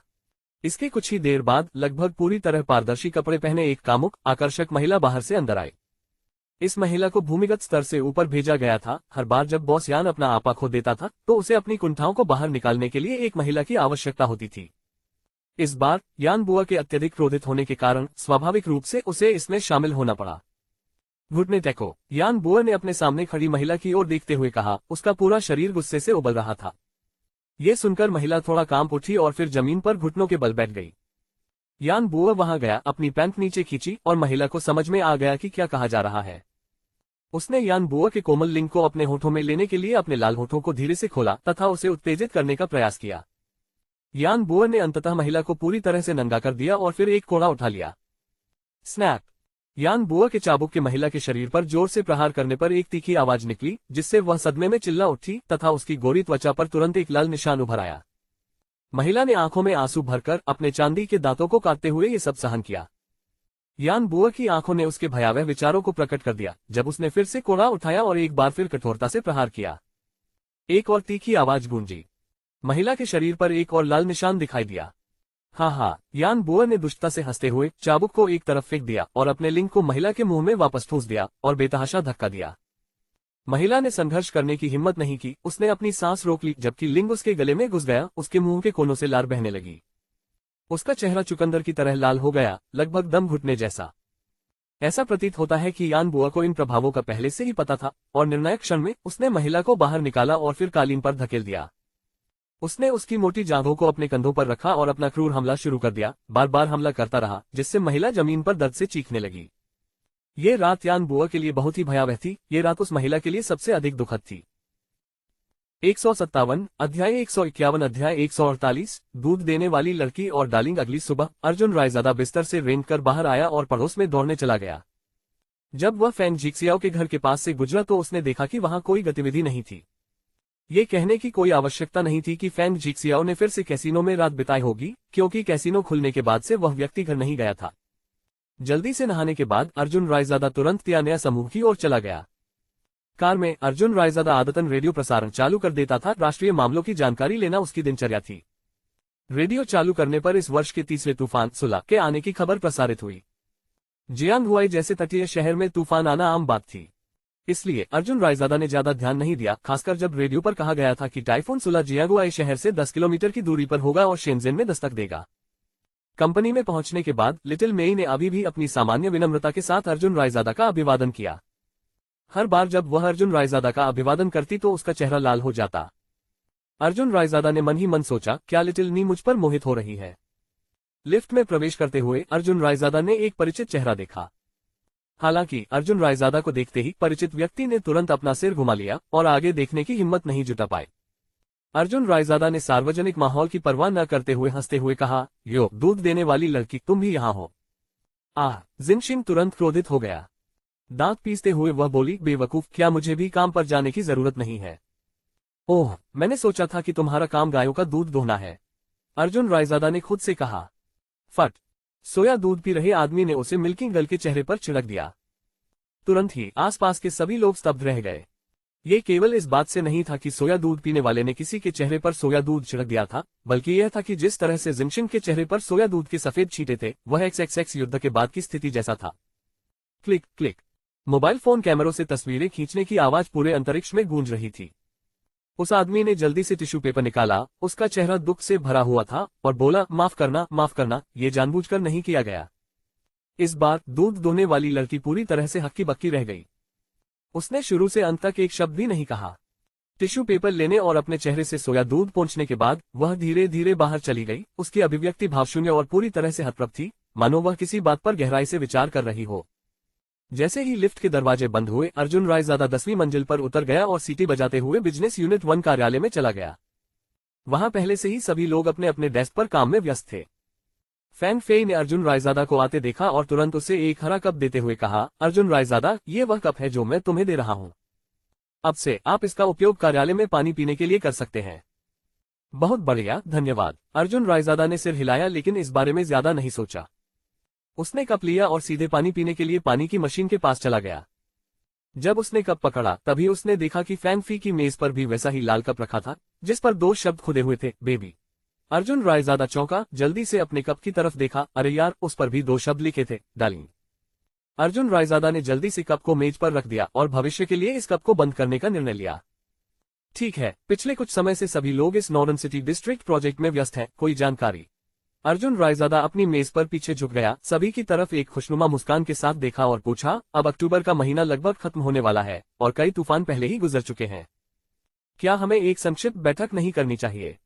उपाध्यक्ष, अगर हमें बैठक आयोजित करने की आवश्यकता है तो ये यहाँ नहीं होनी चाहिए। लियू शांग ने अर्जुन रायजादा की ओर देखा और कहा, आप उपाध्यक्ष होने के नाते व्यवसाय इकाई में बैठक कैसे आयोजित कर सकते हैं? कंपनी के सम्मेलन कक्ष में सभी विभागों को इकट्ठा करके सारांश कार्य किया जाना चाहिए और फिर श्री ली को इसमें शामिल होना चाहिए। अर्जुन रायजादा आश्चर्यचकित रह गया और वास्तव में लियू शांग ने जो कहा वह गलत नहीं था। उपराष्ट्रपति के रूप में उन्हें प्रोटोकॉल का पालन करना चाहिए तथा प्रत्येक बैठक को रिकॉर्ड किया जाना चाहिए। अर्जुन रायजादा ने सिर हिलाया और तुरंत मुस्कुराया, ठीक है, तो चलिए आज मेरे कार्यभार संभालने के बाद पहली बैठक आयोजित करने की तैयारी करते हैं। इसके बाद अर्जुन रायजादा ने तुरंत सचिवालय विभाग को बैठक की तैयारी के लिए सूचित किया। हालांकि बहुत समय नहीं बीता था कि सचिवीय विभाग ने अर्जुन रायजादा को बताया कि श्री ली और सहायक लिन कार्यालय में नहीं थे, इसलिए उन्होंने पूछा कि क्या बैठक अभी भी आयोजित की जानी चाहिए। अर्जुन रायजादा ने सोचा, मेरी मुलाकात रियो ओबरॉय से कैसे संबंधित है? यदि रियो ओबरॉय उपस्थित नहीं है तो भी हमें काम जारी रखना होगा। इस प्रकार अर्जुन रायजादा ने विभागों को बैठक जारी रखने का निर्देश दिया। वैसे श्रीमान ली कहाँ जाऊंगा? अर्जुन रायजादा ने जल्दी से सचिवीय विभाग से किसी से पूछा। ओह श्रीमान, सचिव ने जल्दी से जवाब दिया, ली आज निरीक्षण के लिए जियांगमिंग पर्वत पर गए थे। ऐसा कहा जा रहा है कि कंपनी वहां एक मनोरंजन पार्क बनाने के लिए निवेश करने में रुचि रखती है। ओह, मैं समझ गया। अर्जुन रायजादा पहले तो चौंका, फिर बोला, ठीक है, चलो अपना काम जारी रखें। इसके बाद अर्जुन रायजादा ने एक बैठक आयोजित की जिसमें उन्होंने स्वयं उत्तरी शहर जिला परियोजना की प्रगति और कुछ महत्वपूर्ण बिंदुओं पर भाषण दिया। जब बैठक चल रही थी तो साफ आसमान अचानक बादलों से ढक गया और तेज हवा के कारण बाहर खिड़कियों के शीशे जोर जोर से खटखटाने लगे। भीड़ ने उत्सुकता से पूछा, मौसम अचानक इतना बदल क्यों गया? यह एक तूफान है, तूफान सुला यहाँ है। फैन फेई ने जल्दी से अर्जुन रायजादा की ओर देखा। अभी इस बात की परवाह मत करो, चलो बैठक जारी रखते हैं। अर्जुन रायजादा ने हाथ हिलाकर टाल दिया और बैठक फिर से शुरू कर दी। बैठक कक्ष के अंदर अचानक लाइटें टिमटिमाने लगीं और उसके बाद बिजली गुल हो गई। कमरा अंधेरे में डूब गया, जिससे फैन फेई बहुत चिंतित हो गई और वह अर्जुन रायजादा के पास बैठ गई और जल्दी से अंधेरे में उसका हाथ पकड़ लिया। क्या चल रहा है? बिजली कैसे गुल हो गई? यह अजीब बात है, कंपनी में पहले कभी आउटेज नहीं हुआ था। समूह में तुरंत ही चर्चा का माहौल बन गया। अर्जुन रायजादा ने जल्दी से फैन फेई का हाथ छोड़ दिया और खड़े होकर कहा, सभी लोग घबराए नहीं। सचिव झांग, तुरंत बिजली आपूर्ति ब्यूरो को फोन करें और पूछे कि क्या हो रहा है। जी सर। सचिव झांग ने सिर हिलाया और फोन करने के बाद आखिरकार उन्हें जवाब मिला। पता चला कि तूफान के कारण कुछ बड़े पेड़ उखड़ गए और बिजली की लाइनें टूट गईं। मरम्मत दल आपातकालीन मरम्मत कार्य नहीं कर सका क्योंकि तूफान बहुत तेज था और बाहर जाने से उनकी जान को खतरा हो सकता था। सब लोग चुप हो गए। अर्जुन रायजादा ने आश्चर्यचकित होकर कहा, यह अजीब है, क्या मौसम विज्ञान केंद्र ने ये रिपोर्ट नहीं दी थी कि तूफान जियागुआई शहर में नहीं आएगा? इसका जियागुआई शहर पर इतना बड़ा प्रभाव कैसे पड़ सकता है? सचिव झांग, तुरंत मौसम विज्ञान केंद्र को फोन करें और पूछे कि क्या हो रहा है। जी हाँ सर। सचिव झांग ने तुरंत सिर हिलाया।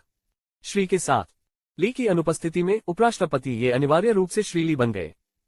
ली के प्रवक्ता ने कहा। बिना एक शब्द कहे सचिव झांग ने जल्दी से मौसम विज्ञान केंद्र को फोन मिलाया, लेकिन दूसरी तरफ मौजूद व्यक्ति मुद्दे पर आए बिना ही बड़बड़ाता रहा, जिससे अर्जुन रायजादा ने गुस्से में फोन छीन लिया और पूछा, मैं आपकी बकवास नहीं सुनना चाहता, बस मुझे ये बताओ कि तूफान जियागुआई शहर में पहुंचा है या नहीं। वह हम दूसरी तरफ से कुछ देर की खामोशी छा गई। उसके बाद जवाब आया, हाँ। अरे, टाइफून सुला ने जियांगहुआई शहर में वास्तव में कहाँ दस्तक दी? अर्जुन रायजादा ने उग्रता से पूछा। जियांगहुआई शहर में जियांगमिंग पर्वत के पास, व्यक्ति ने असहाय होकर उत्तर दिया। वे केवल इस बार अपर्याप्त पहचान और सावधानीपूर्वक गणना की कमी को ही दोष दे सकते थे। उन्होंने भविष्यवाणी करने के लिए केवल तथाकथित अनुभव पर भरोसा किया था। इसके परिणामस्वरूप ऐसा परिणाम सामने आया। इस बार तूफान सुला पूरे जियांगहुआई शहर को पार करने वाला था। एक रूढ़िवादी अनुमान के अनुसार तूफान के गुजरने से पूरे जियांगहुआई शहर को कई अरब डॉलर का प्रत्यक्ष आर्थिक नुकसान हो सकता है। लानत है, अर्जुन रायजादा हौंफते हुए बोला। उस स्थिति में श्रीमान ली खतरे में पड़ सकता है। हिस भीड़ ने एक साथ ठंडी सांस ली। इसमें कोई संदेह नहीं कि यदि तूफान सचमुच जियांगमिंग पर्वत पर पहुंचा है तो श्री ली वास्तव में खतरे में था। कमरे में मौजूद सभी लोगों ने तेज सांस ली और सब चुप हो गए। बैठक कक्ष में घुटन और मौत जैसी शांति छा गई। फुसफुसाहट। अर्जुन रायजादा मुड़ा और बाहर भाग गया। वह अभी ज्यादा दूर नहीं भागा था कि उसकी जेब में रखा फोन बजने लगा। नंबर की जांच करने पर पता चला कि वास्तव में लिन जिवेन ही कॉल कर रहा था। अर्जुन रायजादा ने तुरंत जवाब दिया। शायद गलत स्थान या तूफान की गंभीरता के कारण सिग्नल प्रभावित होने के कारण आवाज धीमी हो गई थी। शोरगुल के साथ हस्तक्षेप मिला हुआ था। अर्जुन रायजादा, मेरी मदद करो, जल्दी करो और श्रीमान को बचाओ। ली, हम जियांगमिंग पर्वत पर फंस गए हैं, जल्दी आओ, हमें बचाओ। जियांगमिंग पर्वत पर कहाँ हो, जल्दी बताओ, अर्जुन रायजादा ने फोन पर धारते हुए कहा। जियांगमिंग पर्वत पर। आवाज अभी इतनी दूर तक पहुंची ही थी कि बंद हो गई। अर्जुन रायजादा ऊपरी मंजिल से नीचे की ओर भागा। बिजली न होने के कारण कंपनी की आपातकालीन लाइटें जल रही थीं तथा सीढ़ियां पार करने योग्य थीं, लेकिन लिफ्टें काम नहीं कर रही थीं। जैसे ही वह लिफ्ट के पास से गुजरा, अर्जुन रायजादा ने देखा कि कई सुरक्षा गार्ड एक आधी रुकी हुई लिफ्ट को खोल रहे थे, जिसमें कुछ कंपनी के कर्मचारी अंदर फंसे हुए थे। अर्जुन रायजादा एक ही झटके में 10वीं मंजिल से नीचे उतरा और तेजी से बाहर निकला। बाहर पानी का विशाल विस्तार था तथा आकाश से मूसलाधार बारिश हो रही थी। गाड़ियां पानी के बीच से धीरे धीरे आगे बढ़ रही थीं और उनकी खतरनाक लाइटें चमक रही थीं। भारी बारिश का सामना करते हुए अर्जुन रायजादा अपनी ऑटो कार में बैठ गया, जिसे उसने पहले ही निकास पाइप को ऊपर उठाकर वर्षा जल के रिसाव को रोकने के लिए संशोधित किया था। इस प्रकार वह जियांगमिंग पर्वत की ओर तेजी से बढ़ा। 158 अध्याय 152 अध्याय 149। जियांगमिंग पर्वत में फंसा। पूरी यात्रा के दौरान कार की खतरनाक लाइटें लगातार चमक रही थी, जिससे आगे की सड़क का कोई भी स्पष्ट दृश्य पूरी तरह से गायब हो गया था। जो कुछ भी दिखाई दे रहा था वह एक विशाल व्यापक महासागर था। ऐसा लग रहा था मानो समुद्र ने जमीन पर आक्रमण कर दिया हो और जियांगहुआई शहर को पूरी तरह निगल लिया हो। सड़क पर गाड़ी चलाते हुए किसी को पता नहीं था कि वे रास्ते के अंत तक पहुंच गए हैं या नहीं, न ही किसी को पता था कि आगे कोई जाल उनका इंतजार कर रहा है। अर्जुन रायजादा अब ऐसी चीजों के बारे में चिंता नहीं कर सकता था। उसने एक्सीलेटर दबाया और उन्माद में आगे की ओर दौड़ पड़ा। प्रचंड लहरें उसके बगल में खड़े वाहनों से टकरा रही थीं, जिससे उनके चालकों को गालियां देने का मौका मिल रहा था। अर्जुन रायजादा तेजी से जियांगमिंग पर्वत की ओर दौड़ा। गति बहुत तेज थी, बाहर मूसलाधार बारिश हो रही थी तथा तूफान भयंकर था। आसपास के पेड़ों को हिंसक रूप से हिलाया गया तथा बड़ी संख्या में ताड़ के पेड़ गिर गए। आसमान से विशालकाय पत्ते बरसने लगे, जिससे पूरा जियांगहुआई शहर एक भयावह दृश्य में डूब गया। सड़क पर कारों की संख्या बढ़ने लगी और बढ़ते वर्षा जल के कारण आगे की सड़क पर भीड़भाड़ हो गई। पानी भरने के कारण गाड़ियां रुक गईं। जो लोग अपनी कारों के अंदर फंसे हुए थे वे दरवाजे खोलने में असमर्थ थे। वे बेतहाशा चिल्ला रहे थे। कुछ ने भागने के लिए अपनी खिड़कियां तोड़ दी। कई लोग अपनी कारों की छतों पर खड़े थे और उनके घुटनों तक पानी भरा हुआ था। इस उजाड़ जंगल में भागने के लिए कोई जगह नहीं थी। महिलाओं का विलाप, बच्चों की करुण पुकार, पुरुषों की असहाय विनती। लेकिन अर्जुन रायजादा अब उनके बारे में सोच भी नहीं सकता था। उस समय उसका मन पूरी तरह से रिया ओबरॉय के विचार में डूबा हुआ था। किसी और को बचाने का समय नहीं था। अर्जुन रायजादा की छोटी ऑटो एकमात्र कार थी जो पानी के माध्यम से चल सकती थी। बाईं और दाईं ओर मुड़ते हुए वह जियांगमिंग पर्वत की ओर जाते हुए एक के बाद एक बाधाओं को तोड़ता गया। जियांगमिंग पर्वत पर रिया ओबरॉय और लिन जिवेन पहाड़ी की तलहटी में बैठे थे। पानी पहले से ही उस घर पर आक्रमण कर रहा था जहां वे स्थित थे। वे उस दिन पहले ही इस क्षेत्र का सर्वेक्षण करने आए थे, पहाड़ का नहीं बल्कि उसके निचले हिस्से का, जो जियांगहुआई शहर का एक सुदूर क्षेत्र है जहां पर्यटक बहुत कम आते हैं। सर्वेक्षण ज्यादा देर तक नहीं चला था कि समुद्र से एक तूफान आया जिसने रिया ओबरॉय को लगभग उड़ा दिया। कुछ ही देर बाद आसमान से मूसलाधार बारिश होने लगी। कई अंगरक्षक अपने अनुरक्षण कार्य के दौरान गायब हो गए। उनका भाग्य अभी तक अज्ञात है।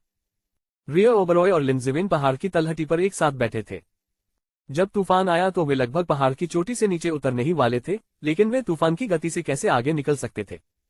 कुछ ही समय में ऐसा लगने लगा कि तूफान पहाड़ की तलहटी तक पहुंच गया है तथा उसके साथ पहाड़ पर आए कुछ पर्यटक भी आ गए हैं। इस समय पर्यटक घबरा गए थे, कुछ लोग फोन पर मदद मांग रहे थे जबकि अन्य पुलिस को सूचित कर रहे थे। लेकिन ऐसे समय में पुलिस घटनास्थल पर पहुंचने में वस्तुतः असमर्थ थी। ये तो बताने की जरूरत ही नहीं है कि कारें जियांगमिन पर्वत की तलहटी तक भी नहीं पहुंच पा रही थी। जियांगहुआई शहर में आने वाली आपातकालीन कॉलों की संख्या बहुत ज्यादा थी। इस प्रकार पुलिस इतनी कम संख्या में थी कि वह प्रतिक्रिया नहीं दे सकी। जियांगहुआई शहर पुलिस विभाग, अग्निशमन विभाग और जियांगहुआई में तैनात सशस्त्र पुलिस बटालियन, कुल मिलाकर 3000 से अधिक सैनिक सामूहिक रूप से जुटे। रेनकोट पहने सशस्त्र पुलिस सैनिक अपने सैन्य ट्रकों में शहर की सड़कों पर तेजी से आगे बढ़े तथा इस ऑपरेशन के लिए हमलावर नौकाओं और मोटरबोटों को भी कब्जे में लिया गया। कैप्टन झांग, मुसीबत है। फोन किन हौंफते हुए झांग यानतोग के कार्यालय में भागा। क्या हुआ? झांग यानतोग चौंक गया। अभी एक अलर्ट प्राप्त हुआ, श्री तियानया समूह सिल्ली जियांगमिन पर्वत की तलहटी में फंस गए हैं। फोन किन ने जल्दी से कहा, हमारे पास जनशक्ति कम है, क्या हमें बचाव दल भेजना चाहिए? लानत है। झांग यानतोग अपनी सीट से उछल पड़ी और बोली, तुरंत किसी को मेरे साथ आने के लिए खोजो। फिर झांग यानतोग ने तुरंत एक एसयूवी थोड़ी ऊंची चेसिस वाली होंडा की मांग की। उन्हें विश्वास था कि यह जियांगमिन पर्वत तक पहुंच सकती है। वह कई पुलिस अधिकारियों के साथ शीघ्रता से जियांगमिन पर्वत की ओर दौड़ी। रियो ओबरॉय को बचाने के लिए झांग यानतोग का प्रयास पूरी तरह से मानवीय चिंता का विषय था। अर्जुन रायजादा पुलिस से कुछ मिनट पहले ही जियांगमिन पर्वत की तलहटी तक पहुंच गया, लेकिन तब तक पर्वत एक प्रेतवादित चोटी की तरह भयावह हो चुका था। आसमान में काले बादल छा गए जो पहाड़ की चोटी पर एकत्र हो गए। फिर मूसलाधार बारिश होने लगी। भयावह पहलू केवल मूसलाधार बारिश ही नहीं थी, बल्कि जियांगमिन पर्वत की ओर जाने वाली सड़क भी थी, जो अब कीचड़ भरे वर्षा जल में पूरी तरह डूब चुकी थी तथा एक विशाल नदी के अलावा कुछ भी नहीं लग रही थी। अर्जुन रायजादा की चिंता बढ़ गई जब उसे एहसास हुआ कि जो जलधारा कभी जियांगमिन पर्वत के चारों ओर धीरे धीरे घूमती थी, वह एक राक्षस में बदल गई थी जो जीवन को निगलने में सक्षम थी। लानत है। अर्जुन रायजादा ने अपने दांत भींच लिए। उसकी नजरें दृश्य पर टिकी थी। उसका दिल रियो ओबरॉय के लिए चिंता से भरा हुआ था। वह हताश होकर विपरीत दिशा की ओर देखने लगा जहां जियांगमिन पर्वत दिखाई दे रहा था और पूरी ताकत से चिल्लाया, जियो रियो, जियो रुओ। आवाज बहुत तेज थी, लेकिन भारी बारिश के कारण वह सुनाई नहीं दी। दूसरी ओर से कोई प्रतिक्रिया नहीं हुई। जो कुछ दिखाई दे रहा था वह जियांगमिन पर्वत पर काले बादलों का आवरण था। चीख। अर्जुन रायजादा के छोटे ऑटो के पीछे एक कार रुकी और रेनकोट पहने झांग यानतोग उसमें से कूद पड़े। अर्जुन रायजादा आश्चर्यचकित होकर पीछे मुड़ा और बोला, यह आप है? अर्जुन रायजादा, तुम यहाँ कैसे पहुंची? झांग यानतोग हैरान रह गई जब उसने अर्जुन रायजादा को काले सूट में देखा, जो अब पूरी तरह से बारिश में भीग चुका था। अर्जुन रायजादा ने उत्सुकता से झांग यानतोग की ओर देखा और कहा, रियो ओबरॉय पहाड़ पर फंस गई है। मुझे डर है कि वह मुसीबत में है। हमें अभी अभी अलार्म मिला है, लेकिन क्योंकि जियांगहुआई शहर पहले से ही विभिन्न समस्याओं से उलझा हुआ है, हम बचाव के लिए और अधिक जनशक्ति तैनात करने में असमर्थ हैं। इसलिए मैं व्यक्तिगत रूप से मदद की उम्मीद में 3 लोगों को अपने साथ लाया हूँ। झांग यानतोग के शब्दों में तात्कालिकता का भी स्पर्श था। बारिश ने उसके चेहरे को भिगो दिया, जहां बूंदें उसके सुंदर चेहरे पर गिरी, जिससे उसके माथे पर बालों का एक गुच्छा गीला हो गया और उसके चेहरे पर दया का भाव उत्पन्न हो गया। ठीक है, अर्जुन रायजादा ने सिर हिलाया और कहा, किसी भी समय पहाड़ पर भूस्खलन या अचानक बाढ़ आ सकती है। मुझे रियो ओबरॉय की चिंता है। ऐसा नहीं होगा, बिल्कुल नहीं होगा। झांग यानतोग ने जल्दी से अपना सिर हिलाया। यद्यपि उसके चाचा झांग सियांग की रियो ओबरॉय के साथ कई प्रतिद्वंद्विताएं थीं, यहाँ तक कि व्यापारिक मोर्चे पर भी झांग यानतोग नहीं चाहती थी कि रियो ओबरॉय के साथ कुछ बुरा हो। जहां तक कारण का सवाल है, झांग यानतोग अपनी भावनाओं के बारे में स्पष्ट नहीं थी। उसने जल्दी से फोन किन से कहा, बचाव उपकरण नीचे लाओ। हाँ कैप्टन झांग। फोन किन जल्दी से मुड़ा और तुरंत कार से सामान ले लिया। एक रस्सी, एक लाइफ बॉय और एक लाइफ जैकेट। इतनी सारी वस्तुएं प्राप्त करना बहुत कठिन था, क्योंकि जियांगहुआई शहर में ये पहले से ही दुर्लभ थी। झांग यानतोग ने जल्दी से फोन किन के हाथों से सामान ले लिया और कहा, मुझे करने दो। बिल्कुल नहीं कैप्टन झांग, इतने भारी पानी में आप इसे संभाल नहीं पाएंगे। फोन किन ने तुरंत अपना सिर हिलाया और कहा, मुझे करने दो। उनका तर्क है रोक। यहाँ मैं अकेला आदमी हूँ। अर्जुन रायजादा ने दृढ़ता से दोनों को एक तरफ धकेल दिया, फिर उनके हाथों से रस्सी, लाइफ जैकेट और लाइफ बॉय छीन लिया। उन्होंने तेजी से अपना सूट उतार दिया और लाइफ जैकेट पहन ली। लाइफ बॉय को अपनी बांह पर लटका लिया और झांग यानतोग से कहा, कैप्टन झांग, इस बार मुझे करने दीजिए। अर्जुन रायजादा की अचानक गंभीरता देखकर दोनों दंग रह गए। वे दोनों उसके चेहरे के भाव से देख सकते थे कि अर्जुन रायजादा वास्तव में बहुत सुंदर और आकर्षक था। जब वह गंभीर हो जाता था तो उसमें कुछ ऐसा आकर्षण होता था जो लोगों को उसकी बाहों में आने के लिए प्रेरित करता था। झांग यानतोग को अचानक एहसास हुआ कि उसके गाल थोड़े लाल हो गए हैं। उसने तुरंत सिर हिलाया और कहा, तो फिर ध्यान से। ठीक है, अर्जुन रायजादा ने सिर हिलाया। जहां ज्ञानटोंग, फोंगकिन और अन्य 2 महिला पुलिसकर्मी रस्सी को खींच रहे थे, जिसका एक सिरा अर्जुन रायजादा से बंधा हुआ था। लाइफ जैकेट पहने और लाइफ बॉय लेकर अर्जुन रायजादा धीरे धीरे पानी में चला गया। उसका काम रस्सी को दूसरे किनारे तक ले जाना, रियो ओबरॉय और लिन जिवेन को ढूंढना और उन्हें वापस लाना था। अर्जुन रायजादा को दृढ़ विश्वास था कि वह ऐसा कर सकता है, क्योंकि इस समय असफलता का मतलब मौत था। अर्जुन रायजादा ने सावधानीपूर्वक नदी में कदम रखा, जहां धारा अविश्वसनीय रूप से तेज थी, जिससे उसे बड़े कदम उठाने में कठिनाई हो रही थी। वह केवल 1 इंच ही आगे बढ़ सकता था। धीरे धीरे पानी उसके घुटनों, फिर कमर, छाती और अंत में गर्दन तक पहुंच गया। जहां ज्ञानतोग ने किनारे से तनाव से देखा, केवल लाइफ बॉय को पानी में धीरे धीरे हिलते हुए देखा, अर्जुन रायजादा की आकृति की शायद ही कोई झलक मिली। जियांगमिन पर्वत की तलहटी में लिन जिवेन ने धुंधली बारिश के बीच से उत्सुकता से विपरीत किनारे की ओर देखा, और अचानक उसने अर्जुन रायजादा को आते हुए देखा। वह बोली, श्रीमान ली, अर्जुन रायजादा यहाँ है। अर्जुन रायजादा हमें बचाने आया है। कहा उस क्षण जीवित रहने की इच्छा इतनी तीव्र कभी नहीं थी। रियो ओबरॉय जहां छिपी हुई थी, वहां से उठ खड़ी हुई और उसने अपनी नजरें विपरीत किनारे की ओर घुमाई। दरअसल उसने अर्जुन रायजादा को उनकी ओर कदम बढ़ाते देखा। उसका दिल इतनी तेजी से धड़क रहा था जैसा उसने अर्जुन रायजादा के प्रति पहले कभी महसूस नहीं किया था। वह चिल्लाए, अर्जुन रायजादा, मैं यहाँ हूँ, अर्जुन रायजादा, मैं यहाँ हूँ। लेकिन बारिश के कारण उसकी आवाज दब गई। तूफान धीरे धीरे पर्वत शिखर के निकट पहुंच रहा था और विशाल लहरें आसपास के पेड़ों को हिला रही थीं। रियो ओबरॉय और लिन जिवेन ने इमारत में प्रवेश करने की हिम्मत नहीं की, क्योंकि उन्हें पता था कि एक बार तूफान आ गया तो अंदर मौजूद कोई भी व्यक्ति निश्चित रूप से मर जाएगा। हालांकि इससे पर्यटकों पर कोई असर नहीं पड़ा और वे बड़ी संख्या में वहां पहुंचे। अर्जुन रायजादा धीरे धीरे आगे बढ़ता रहा। पानी अब उसकी गर्दन पर था, उसके मुंह पर बह रहा था। वह अपने पंजों के बल बहुत धीमी गति से चल रहा था। उसे विश्वास था कि वह निश्चित रूप से दूसरी तरफ जा सकता है। वह निश्चित रूप से जियाओरुओ को बचा सकता है। किसी कारण से अचानक अर्जुन रायजादा को रियो ओबरॉय के लिए कोमलता की लहर महसूस हुई। शायद ये स्नेह था, शायद ये स्नेह था। उस क्षण रियो ओबरॉय के लिए अर्जुन रायजादा की भावनाएं अचानक बढ़ गईं। कैप्टन झांग, ये बुरा है, बाढ़ आ रही है, फोंगकिन चिल्लाया। जहां ज्ञानतोग ने अपना सिर घुमाया और देखा कि वास्तव में पानी की एक विशाल लहर नीचे की ओर बह रही है, जो कुछ ही सेकंड में अर्जुन रायजादा को अपने में समाहित कर लेगी। जहां ज्ञानतोग घबरा गई और पूरे जोर से चिल्लाए, अर्जुन रायजादा, जल्दी चलो, बाढ़ आ रही है। 159 अध्याय 153 अध्याय 150 प्यार के नशे में गरजती गड़गड़ाहट। बाढ़ ने तुरंत अर्जुन रायजादा को अपनी चपेट में ले लिया और विशाल लहरें एक विशाल रथ की तरह सीधे उसके ऊपर लुढ़क गईं।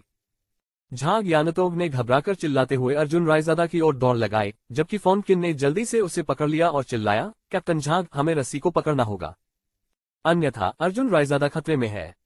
जल्दी करो, रस्सी पकड़ो। जहां ज्ञानतोग ने तुरंत कई महिला पुलिसकर्मियों को रस्सी को कसकर पकड़ने का आदेश दिया, लेकिन उन्हें जल्द ही एक समस्या का एहसास हुआ, रस्सी का दूसरा सिरा खाली था। वे रस्सी को तब तक पकड़े रहे जब तक कि उसे ऊपर नहीं खींच लिया गया। तभी उन्हें पता चला कि अर्जुन रायजादा गायब हो गया है।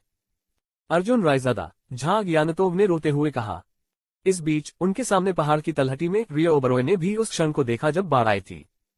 उसका दिल लगभग टूट गया जब उसने देखा कि उसकी एकमात्र आशा बाढ़ में बेरहमी से समा गई। उसकी आंखों से आंसू बह रहे थे। हालांकि बारिश और उसके आंसुओं के कारण दोनों के बीच अंतर करना असंभव था। अर्जुन रायजादा, रियो ओबरॉय ने अपने लाल होठों को दोनों हाथों से ढक लिया। अचानक उसकी छाती में तेज दर्द महसूस हुआ, इतना दर्दनाक कि उसे लगा कि उसका दम घुटने वाला है। रियो ओबरॉय जमीन पर गिर पड़ी, जिससे उसके शरीर पर पानी का तेज बहाव बहने लगा। उसके बालों के सिरे बारिश के पानी से भीग गए। लिन जिवेन ने जल्दी से उसे दिलासा देने की कोशिश की, श्रीमान ली, घबराओ मत, शायद अर्जुन रायजादा अभी भी जीवित है। वास्तव में लिन जिवेन को अच्छी तरह पता था कि बाढ़ में डूबने के बाद उसके बचने की संभावना न के बराबर थी। अर्जुन रायजादा, तुम कमीने, तुम्हें मुझे छोड़ने की अनुमति नहीं है। रियो ओबरॉय अपने गले की पूरी ताकत से चिल्लाए। उसकी आंखें खून से भरी थीं और आंसू बारिश के साथ बह रहे थे। लिन जिवेन ने उसे कसकर पकड़ लिया। क्या मैंने कहा था कि मैं तुम्हें छोड़ रहा हूं? अचानक एक आवाज आए। रियो ओबरॉय चौंक कर मुड़ी और देखा कि अर्जुन रायजादा, लाल लाइफ जैकेट पहने और कंधे पर लाइफ बॉय लिए, उसके सामने खड़ा था। रियो ओबरॉय ने तुरंत खुद को उसके ऊपर फेंक दिया और रोते हुए बोली, तुम कमीने, तुम बेवकूफ, अर्जुन रायजादा, तुम मुझे क्यों परेशान कर रहे हो? ओह! अर्जुन रायजादा हैरान रह गया और मन ही मन सोचने लगा, उसने उसे कब परेशान किया था? अगर कुछ था तो वह ये लड़की थी जो उसे लगातार परेशान कर रही थी। उसने न केवल उससे एक दास अनुबंध पर हस्ताक्षर करवाया, बल्कि समय समय पर उसे चिढ़ाया भी। अर्जुन रायजादा ने आसमान की ओर देखा और जल्दी से कहा, हमें तेजी से आगे बढ़ना होगा, एक तूफान आने वाला है। ठीक है, रिया ओबरॉय ने जल्दी से सिर हिलाया और अर्जुन रायजादा ने जल्दी से अपना लाइफ जैकेट उतारकर उसे पहना दिया और लाइफ बॉय लिन जिवेन को दे दिया। अर्जुन रायजादा, तुम्हारा क्या हाल है? रिया ओबरॉय दंग रह गई। मैं ठीक हो जाऊंगा। अर्जुन रायजादा ने तुरंत अपना सिर हिलाया और कहा, मैं तैरकर पार जा सकता हूं। दरार। एक कटोरे जितना मोटा पेड़ जमीन से उखड़कर रिया ओबरॉय की पीठ की ओर गिर पड़ा। अर्जुन रायजादा चिल्लाया, सावधान। बिना कुछ सोचे समझे उसने रिया ओबरॉय को एक तरफ धकेल दिया और वह जमीन पर लुढ़क गया और गिरते हुए पेड़ से बाल बाल बच गया। यदि वह थोड़ा भी धीमा होता तो संभवतः उसे कुचल दिया जाता। रिया ओबरॉय ने उत्सुकता से अर्जुन रायजादा को देखा। उसे राहत मिली कि उसने पेड़ के हमले से जल्दी ही बच निकला था। जैसे ही उसने राहत भरी सांस ली, अचानक पहाड़ की चोटी से भूकंप जैसी गड़गड़ाहट की आवाज आई। ये शोर क्या है? लिन जिवेन चौंका। ये ठीक नहीं है, भागो। अर्जुन रायजादा ने तुरंत दोनों महिलाओं को खींच लिया और आगे की ओर दौड़ा। रिया ओबरॉय ने घबराकर पूछा, अर्जुन रायजादा, क्या हो रहा है? एक तीव्र बाढ़ आने वाली है, ये जगह जल्द ही जलमग्न हो जाएगी। अर्जुन रायजादा चिल्लाया और दोनों महिलाओं को खींचते हुए भागा। अचानक आई बाढ़ की आवाज से घरों के अंदर मौजूद मेहमान चौंक गए और वे सभी हताश होकर बाहर भागे। जब वे इस बात पर चर्चा कर रहे थे कि यह आवाज क्या हो सकती है, तभी पहाड़ की चोटी से अचानक बाढ़ आ गई। हे भगवान, ये तो अचानक आई बाढ़ है, भागो। खतरे की चीख के साथ बहुत देर हो चुकी थी। पानी का विशाल उफान एक गरजते हुए रथ की तरह बरस रहा था और जो लोग उसके पहियों के नीचे से बच नहीं सके, वे तुरंत कुचल गए। पलक झपकते ही वे भीषण बाढ़ में गायब हो गए। अर्जुन रायजादा, रिया ओबरॉय और अन्य लोग जितनी तेजी से हो सके पहाड़ पर चढ़ गए। बाढ़ का पानी एक पल में ही आधार पर बढ़ गया, लगभग उनकी एड़ी तक पहुंच गया। तेजी से भागना। अर्जुन रायजादा ने रिया ओबरॉय और लिन जिवेन को अपने साथ खींच लिया। आखिरकार दोनों महिलाएं उतनी मजबूत नहीं थीं, क्योंकि उनकी ताकत पहले ही खत्म हो चुकी थी और अब उन्हें टिके रहने के लिए संघर्ष करना पड़ रहा था। उनके शरीर की ऊर्जा खत्म हो चुकी थी। रिया ओबरॉय हौंफ रही थी, उसका पूरा शरीर पानी से भीगा हुआ था, उसका सफेद ब्लाउज उससे चिपका हुआ था और उसके कोमल सफेद खरगोशों का आधा हिस्सा दिख रहा था। इस समय अर्जुन रायजादा को ऐसे दृश्यों में कोई रुचि नहीं थी। उसके दिमाग में एकमात्र विचार इन दोनों महिलाओं को सुरक्षित स्थान पर पहुंचाना था। जियांगमिन पर्वत तुरंत मौत का पर्वत बन गया। अर्जुन रायजादा दो महिलाओं को उन्मत्त गति से घसीटते हुए पहाड़ पर चढ़ने की कोशिश कर रहा था, लेकिन बाढ़ पागलों की तरह उनका पीछा कर रही थी। पीली नदी के पानी की तरह शांत और कीचड़युक्त, इसमें भारी मात्रा में गाद और रेत थी। जल्दी यहाँ ऊपर आओ। अर्जुन रायजादा निर्णायक रूप से एक सदियों पुराने पेड़ पर कूद गया, फिर रिया ओबरॉय की बांह खींची और उसे जल्दी से ऊपर खींच लिया। जैसे ही बाढ़ का पानी बहने वाला था, अर्जुन रायजादा ने निर्णायक रूप से लिन जिवेन की बांह पकड़ ली। बाढ़ एक पल में ही बह गई और अर्जुन रायजादा ने अपने दांत पीसकर लिन जिवेन को हवा में उठा लिया। बाढ़ लगभग लिन जिवेन के पैरों को छू गई। वे तीनों पेड़ के तने पर बैठ गए और अंततः राहत की सांस ली। बहते बाढ़ के पानी और मूसलाधार बारिश को देखकर रिया ओबरॉय और लिन जिवेन लगभग रो पड़े। जब बारिश होती है तो मूसलाधार होती है। वे अभी बाढ़ के खतरे से बचकर निकले ही थे कि अचानक उन्हें एक और खतरे का सामना करना पड़ा। दरार। विशाल तूफान अंततः जियांगमिन पर्वत पर पहुंचा। सुनामी जैसी लहरों ने जियांगमिन पर्वत के दूसरी ओर तबाही मचाई। यद्यपि पहाड़ ने तूफान के आक्रमण को रोक दिया, फिर भी तूफानी हवाएं लगातार इस ओर आक्रमण कर रही थीं। जल्दी करो, पेड़ की चोटी को पकड़ो। अर्जुन रायजादा तुरंत चिल्लाया। उसने जल्दी से अपने शरीर से रस्सी का एक टुकड़ा निकाला, फिर उससे रिया ओबरॉय की कमर बांध दी और उसे पेड़ की चोटी से बांध दिया। तूफान के निकट आने पर शायद ये प्राचीन वृक्ष टिक सकेगा। रिया ओबरॉय ने घबराकर पूछा, क्या आप लोग क्या कहते हैं? चिंता मत करो, मैं कोई रास्ता निकाल लूंगा।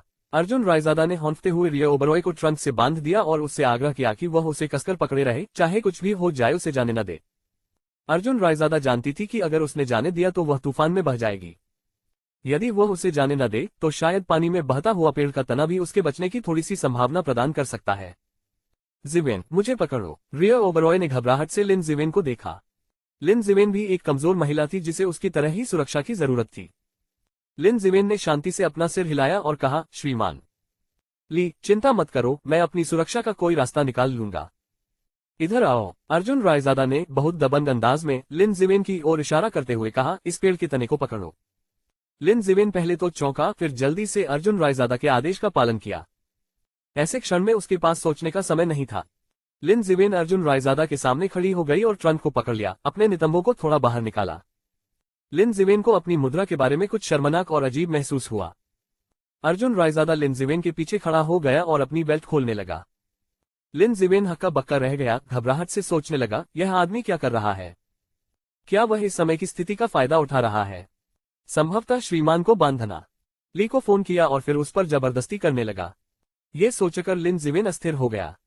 अर्जुन रायजादा ने पहले ही अपनी बेल्ट उतार दी थी और जैसे ही लिन जिविन मुड़ने के लिए बेल्ट छोड़ी, अर्जुन रायजादा ने उसके उभरे हुए नितंब पर थप्पड़ मारा और गुस्से से कहा, पेड़ के तने को पकड़ो और ठीक से खड़ी रहो।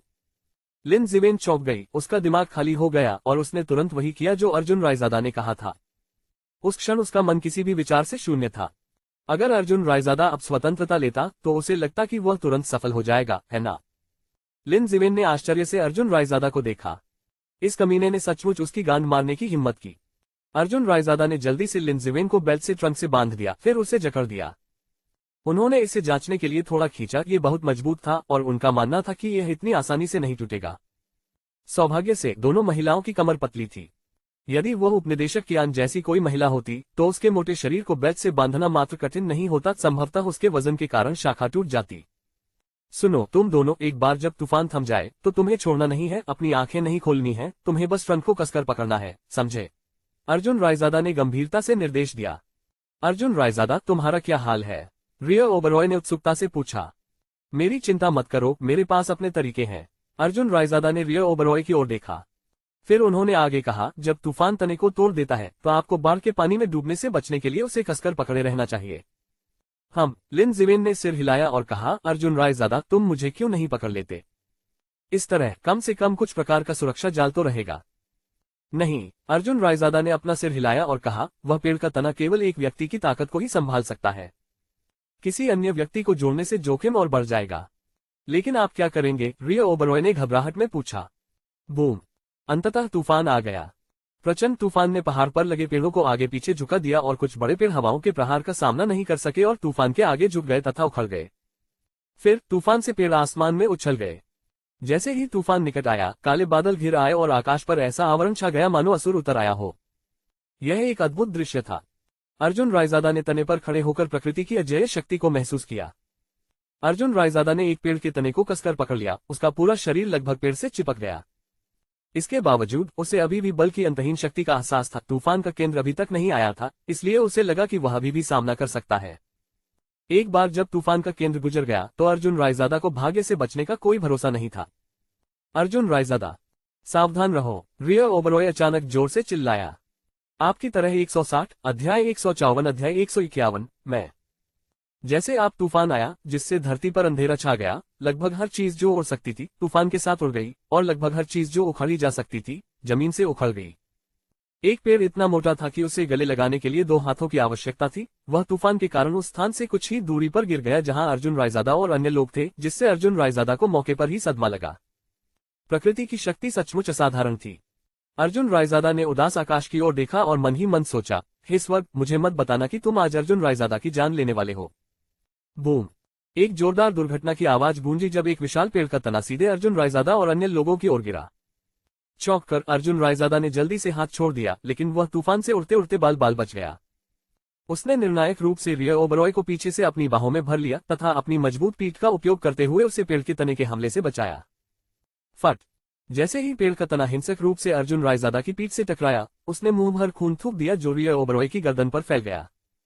रिया ओबरॉय चिल्लाया, अर्जुन रायजादा, जियो रिया, अपना ख्याल रखना, मैं तुम्हारी तरह। अर्जुन रायजादा को ऐसा लग रहा था जैसे उसे पहले से ही अंदाजा हो गया था कि उसका समय खत्म हो रहा है। जब पेड़ का तना उसकी पीठ और सिर से टकराया तो उसे भयंकर दर्द महसूस हुआ जो उसके पूरे शरीर में फैल गया, मानो उसने सिर से पैर तक सारी संवेदना खो दी हो। उसने ये शब्द कहने के लिए अपनी पूरी ताकत जुटाई। जैसे ही तूफान गुजरा, अर्जुन रायजादा एक सफेद कागज के टुकड़े की तरह उड़ गया। अर्जुन रायजादा, रिया ओबरॉय ने दिल दहला देने वाली चीख के साथ कहा। लिन जिवेन ने स्पष्ट रूप से देखा कि कैसे अर्जुन रायजादा ने रिया ओबरॉय की रक्षा के लिए भारी प्रहार सहा, फिर उसे तूफान ने क्षैतिज रूप से उड़ा दिया। उसका हृदय अविश्वसनीय रूप से हिल गया था। इस धरती पर वास्तव में बलिदान नामक प्रेम था। अर्जुन रायजादा ने रिया ओबरॉय के लिए खुद को बलिदान कर दिया। उसने उस घातक हमले से उसे बचाने के लिए अपनी जान की बाजी लगा दी। लिन जिवेन की आंखें चौड़ी हो गईं जब उसने अर्जुन रायजादा को आकाश में ले जाते हुए देखा और खुद से बुदबुदाया, अर्जुन रायजादा। रिया ओबरॉय के अंदर अचानक पछतावे की लहर उमड़ पड़ी। उसे सामान्य दिनों में अर्जुन रायजादा के प्रति इतनी उग्रता बरतने का पछतावा था। उसे अर्जुन रायजादा को समय पर यह न बता पाने का भी पछतावा था कि वह भी उसे पसंद करती है। उसके चेहरे पर आंसू बहने लगे जब उसने आगे बढ़कर अर्जुन रायजादा को वापस खींचने की कोशिश की, लेकिन अफसोस, वह पहले ही आंखों से ओझल हो चुका था। तूफान तेजी से आते हैं और उतनी ही तेजी से चले भी जाते हैं। पलक झपकते ही वह बिना कोई निशान छोड़े चला गया। अर्जुन रायजादा की विधि और रस्सियों की सुरक्षा के कारण लिन जिवेन और रियो ओबरॉय तूफान से उड़ नहीं पाए। यदि ऐसा न होता तो आज वे दोनों शायद ही आपदा से बच पाते। तूफान के गुजर जाने के बाद आकाश में छाए काले बादल धीरे धीरे छट गए। लोगों के सामने सूर्य पुनः प्रकट हो गया। रियो ओबरॉय ने रस्सियां खोली और जल्दी से पेड़ से नीचे कूद गई। फिर बेचैनी से अर्जुन रायजादा का कोई भी संकेत ढूंढने लगी। अर्जुन रायजादा तुम कहाँ हो? रियो ओबरॉय ने सिसकते हुए कहा। उस क्षण उसे अर्जुन रायजादा की महत्ता का एहसास हुआ। वह उसके दिल में एक अविभाज्य छाया की तरह था। उसे उसकी मुस्कुराहट याद आ गई, उसके मुंह के कोने पर शरारत का भाव। अचानक रियो ओबरॉय को पता चला कि अर्जुन रायजादा के लिए उसकी भावनाएं इतनी गहरी, इतनी अप्रतिरोध्य थीं। अगर वह समय को पीछे मोड़ सकती तो वह अर्जुन रायजादा को कभी अपने पास से जाने नहीं देती। दूसरी ओर झांग यानतोग और उनकी टीम अंततः मुख्यालय से एक आक्रमणकारी नाव प्राप्त करने में सफल रही और उसकी मदद से नदी पार कर गई। जब वे विपरीत तट पर पहुंचे तो उन्हें विनाश का दृश्य देखने को मिला। पेड़ गिर गए, मकान ढह गए। कैप्टन झांग, वहां शोर है। फोन किन ने दूसरी जगह की ओर इशारा किया। चलो तुरंत इसकी जांच करते हैं। झांग यानतोग जल्दी से आया। वहां उनकी मुलाकात रियो ओबरॉय से हुई, जो अर्जुन रायजादा की तलाश कर रही थी। कुछ सवालों के बाद झांग यानतोग को तुरंत समस्या का एहसास हुआ। अर्जुन रायजादा तूफान में उड़ गया था, जो एक चौंकाने वाला खुलासा था। उसने जल्दी से फोन किन और अन्य लोगों को निर्देश देते हुए कहा, जल्दी करो, तुरंत अर्जुन रायजादा की तलाश शुरू करो। तूफान दक्षिण पूर्व से उत्तर पश्चिम की ओर चला गया है, हम उत्तर पश्चिम दिशा में खोज करेंगे। हाँ, फोन किन और अन्य लोगों ने सिर हिलाया। फिर उन्होंने अर्जुन रायजादा की तलाश शुरू की, लेकिन दुर्भाग्य से कई घंटों के अथक प्रयास के बाद भी उसका कोई सुराग नहीं मिला। रियो ओबरॉय तब तक रोती रही जब तक उसके आंसू सूख नहीं गए। रोने से उसकी आवाज भारी हो गई थी। लिन जिवेन उसके पास ही रहा। उसे डर था कि रियो ओबरॉय को किसी दुर्भाग्य का सामना करना पड़ सकता है। रियो ओबरॉय के बाल बिखरे हुए थे, उसके कपड़े शाखाओं से फटे हुए थे और वह ऐसी लग रही थी जैसे उसे उसकी इच्छा के विरुद्ध बलपूर्वक वश में किया गया हो। यहाँ पर अचानक एक आवाज उठी। झांग यानतोग चौंक गया और तुरंत खड़ा हो गया। सभी लोग एक साथ दौड़े और पहाड़ की तलहटी से कुछ ही दूरी पर एक चट्टान के पास अर्जुन रायजादा का पता लगा लिया। अर्जुन रायजादा के कपड़े पूरी तरह से फट गए थे, मानो तूफान के दौरान ब्लेड के बीच में फंसकर वह अंततः इस विशाल चट्टान के सामने आ गिरा हो। लिन जिवेन के समर्थन से रियो ओबरॉय तेजी से अर्जुन रायजादा की तरफ दौड़ी। उसने अर्जुन रायजादा का सिर उठाया और सिसकते हुए कहा, अर्जुन रायजादा, अपनी आंखें खोलो और मेरी तरफ देखो। अर्जुन रायजादा, उठो कृपया। इस समय अर्जुन रायजादा की आंखें कसकर बंद थीं और उसकी सांसें धीमी थीं। मुझे देखने दो। झांग यानतोग जल्दी से वहां गया और फिर अर्जुन रायजादा की सांसों की जांच करने के लिए हाथ बढ़ाया। पाया कि उसकी सांसें बहुत कमजोर थीं। वह तुरंत घबरा गई। ये बहुत बुरा है, अर्जुन रायजादा की सांसें बहुत धीमी चल रही हैं, हमें उसे तुरंत अस्पताल ले जाना चाहिए। लेकिन हम ऐसी सड़क पर कैसे चल सकते हैं? फोन किन चौंका। मैं उसे उठा लूंगी। झांग यानतोग ने अपने दांत भींचे और तुरंत अर्जुन रायजादा का हाथ अपने कंधों पर रख लिया, फिर उसे उठा लिया और अर्जुन रायजादा को अपनी पीठ पर उठा लिया। आसपास की पुलिसकर्मी और रियो ओबरॉय सभी हैरान रह गए। झांग यानतोग का अपना आकार संभवतः 100 पाउंड से कम था, फिर भी वह अर्जुन रायजादा को ले जा रही थी जिसका वजन 150 पाउंड था। इसके लिए बहुत ताकत की आवश्यकता थी। झांग यानतोग ने दांत पीसते हुए निर्णायक रूप से अर्जुन रायजादा को उठाया, फिर कदम दर कदम हमलावर नाव के घाट की ओर बढ़ी। रियो ओबरॉय ने झांग यानतोग की सहायता की। दोनों महिलाएं बिना शब्दों के एक दूसरे को समझ रही थीं। झांग यानतोग हौंफ रही थी। अर्जुन रायजादा बहुत भारी हो गई थी। हालांकि वह नियमित रूप से व्यायाम करती थी, फिर भी वह आज जितनी थकी हुई कभी नहीं थी। न केवल अर्जुन रायजादा का वजन उसकी पीठ पर भारी था, बल्कि आगे का रास्ता भी पार करना मुश्किल था। हर जगह सड़क पर बड़े बड़े पत्थर और पेड़ पड़े हुए थे। भारी प्रयास के बाद झांग यानतोग अंततः अर्जुन रायजादा को हमलावर नाव के घाट तक ले जाने में सफल रहे। इस समय तक झांग यानतोग पहले से ही पीला पड़ चुका था और पूरी तरह थका हुआ लग रहा था। जल्दी चढ़ो, झांग यानतोग चिल्लाया। फोन किन और अन्य लोग जल्दी से हमला करने वाली नाव पर कूद गए। सौभाग्य से वहां केवल 7 लोग थे। नाव तेजी से विपरीत किनारे की ओर बढ़ी। बाढ़ अभी कम नहीं हुई थी। नाव तेज थी, लहरों को चीरती हुई और पलक झपकते ही दूसरी ओर पहुंच गई। कई महिलाओं की मदद से अर्जुन रायजादा को अंततः एक वाहन पर चढ़ाया गया। झांग यानतोग ने 2 महिला पुलिसकर्मियों को हमलावर नाव की सुरक्षा के लिए छोड़ दिया। रियो ओबरॉय और लिन जिवेन को साथ लिया और जल्दी से वाहन पर चढ़ गए, फिर जियागुआई सिटी सेंट्रल अस्पताल की ओर चल पड़े। हालांकि उन्हें जल्द ही अपनी गलती का एहसास हो गया। शहर पहले से ही बाढ़ में डूबा हुआ था। सड़कें कारों से भरी हुई थी जिन्हें रोकना पड़ा था। पानी छतों से ऊपर आ गया था और कारों के अंदर बैठे लोग छतों पर चढ़ गए थे और बचाए जाने का इंतजार कर रहे थे। धिक्कार है, ये कैसे हो सकता है? झांग यांटोग ने दांतों को भींचकर गाली दी। उसकी त्वचा पूरी तरह भीग गई थी, उसके बाल उसके माथे से चिपक गए थे। उसने अर्जुन रायजादा की ओर देखा, फिर एक्सीलेटर पर पैर पटक दिया। कार तेजी से घुटनों तक गहरे बाढ़ के पानी में बह गई, उस गहरे पानी वाले क्षेत्र को पार कर गई। फिर वे आगे बढ़ते रहे, लेकिन कुछ कदम चलने के बाद उन्होंने पाया कि सड़क अवरुद्ध हो गई थी। जियागुआई शहर पूरी तरह से ठप हो गया था। कैप्टन झांग, ऐसा लगता है कि हम अब जियागुआई शहर की सड़कों का उपयोग नहीं कर सकते। फोन किन ने उसकी ओर देखा। हमें आक्रमणकारी नाव लानी चाहिए थी, इससे ये संभव हो जाता। लिन जिवेन ने तुरंत याद दिलाया। झांग यांटोग ने विराम लिया। ऐसा लग रहा था कि लिन जिवेन की बात सही थी। इसके बाद समूह ने पीछे मुड़कर हमलावर नाव को कार के ऊपर रखा और फिर शहर के केंद्र की ओर तेजी से बढ़ गया। शहर के मुख्य क्षेत्र में पहुंचकर उन्होंने सीधे नाव को नीचे उतारा। फिर हमलावर नाव पर सवार होकर जियांगहुआई सिटी अस्पताल की ओर दौड़ पड़े। रास्ते में छतों पर खड़े लोग झांग यांटोग और अन्य लोगों की ओर हाथ हिलाकर चिल्ला रहे थे, मदद करो, कृपया मदद करो, अधिकारी साथियों। लेकिन झांग यांटोग ने उन पर कोई ध्यान नहीं दिया और आगे बढ़ता रहा। अंततः सिटी सेंटर अस्पताल पहुंचने पर उन्होंने पाया कि जियांगहुआई सिटी अस्पताल की पहली मंजिल पहले से ही पानी से भरी हुई थी। समूह ने हमलावर नाव को सीधे पहली मंजिल पर पहुंचाया। फिर अर्जुन रायजादा को लेकर वे सीढ़ियों से दूसरी मंजिल पर चढ़ गए। अस्पताल अभी भी सामान्य रूप से चल रहा था तथा यहाँ बहुत सारी मोटरबोट या हमलावर नौकाएं लगातार एकत्रित हो रही थीं तथा मरीजों या जरूरतमंद लोगों को बचाव के लिए ला रही थीं। यद्यपि पहली मंजिल की लॉबी जलमग्न थी, लेकिन दूसरी, तीसरी, 10वीं मंजिल तक सभी सामान्य रूप से काम कर रही थी। झांग यांटोग ने तत्काल निदेशक कियान को बुलाया, जो बहुत व्यस्त थे, लेकिन जब उन्होंने झांग यांटोग को आते देखा तो उन्होंने तुरंत अपना काम छोड़कर मरीज अर्जुन रायजादा को अंदर ले लिया। जांच के बाद निदेशक कियान ने सहजता से कहा, रोगी की हालत ठीक है, मुख्य समस्या सिर के पिछले हिस्से में क्षति है।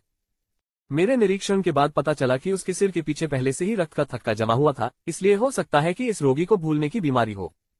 इस बार सिर के पिछले हिस्से पर एक और जोरदार चोट लगी है और स्थिति काफी गंभीर है। उसे कुछ समय तक आराम करने की आवश्यकता है ताकि ये देखा जा सके कि चीजें कैसे होती हैं, और यदि आवश्यक हुआ तो हमें क्रेनियोटमी करनी होगी। सभी महिलाएं चौंक गईं।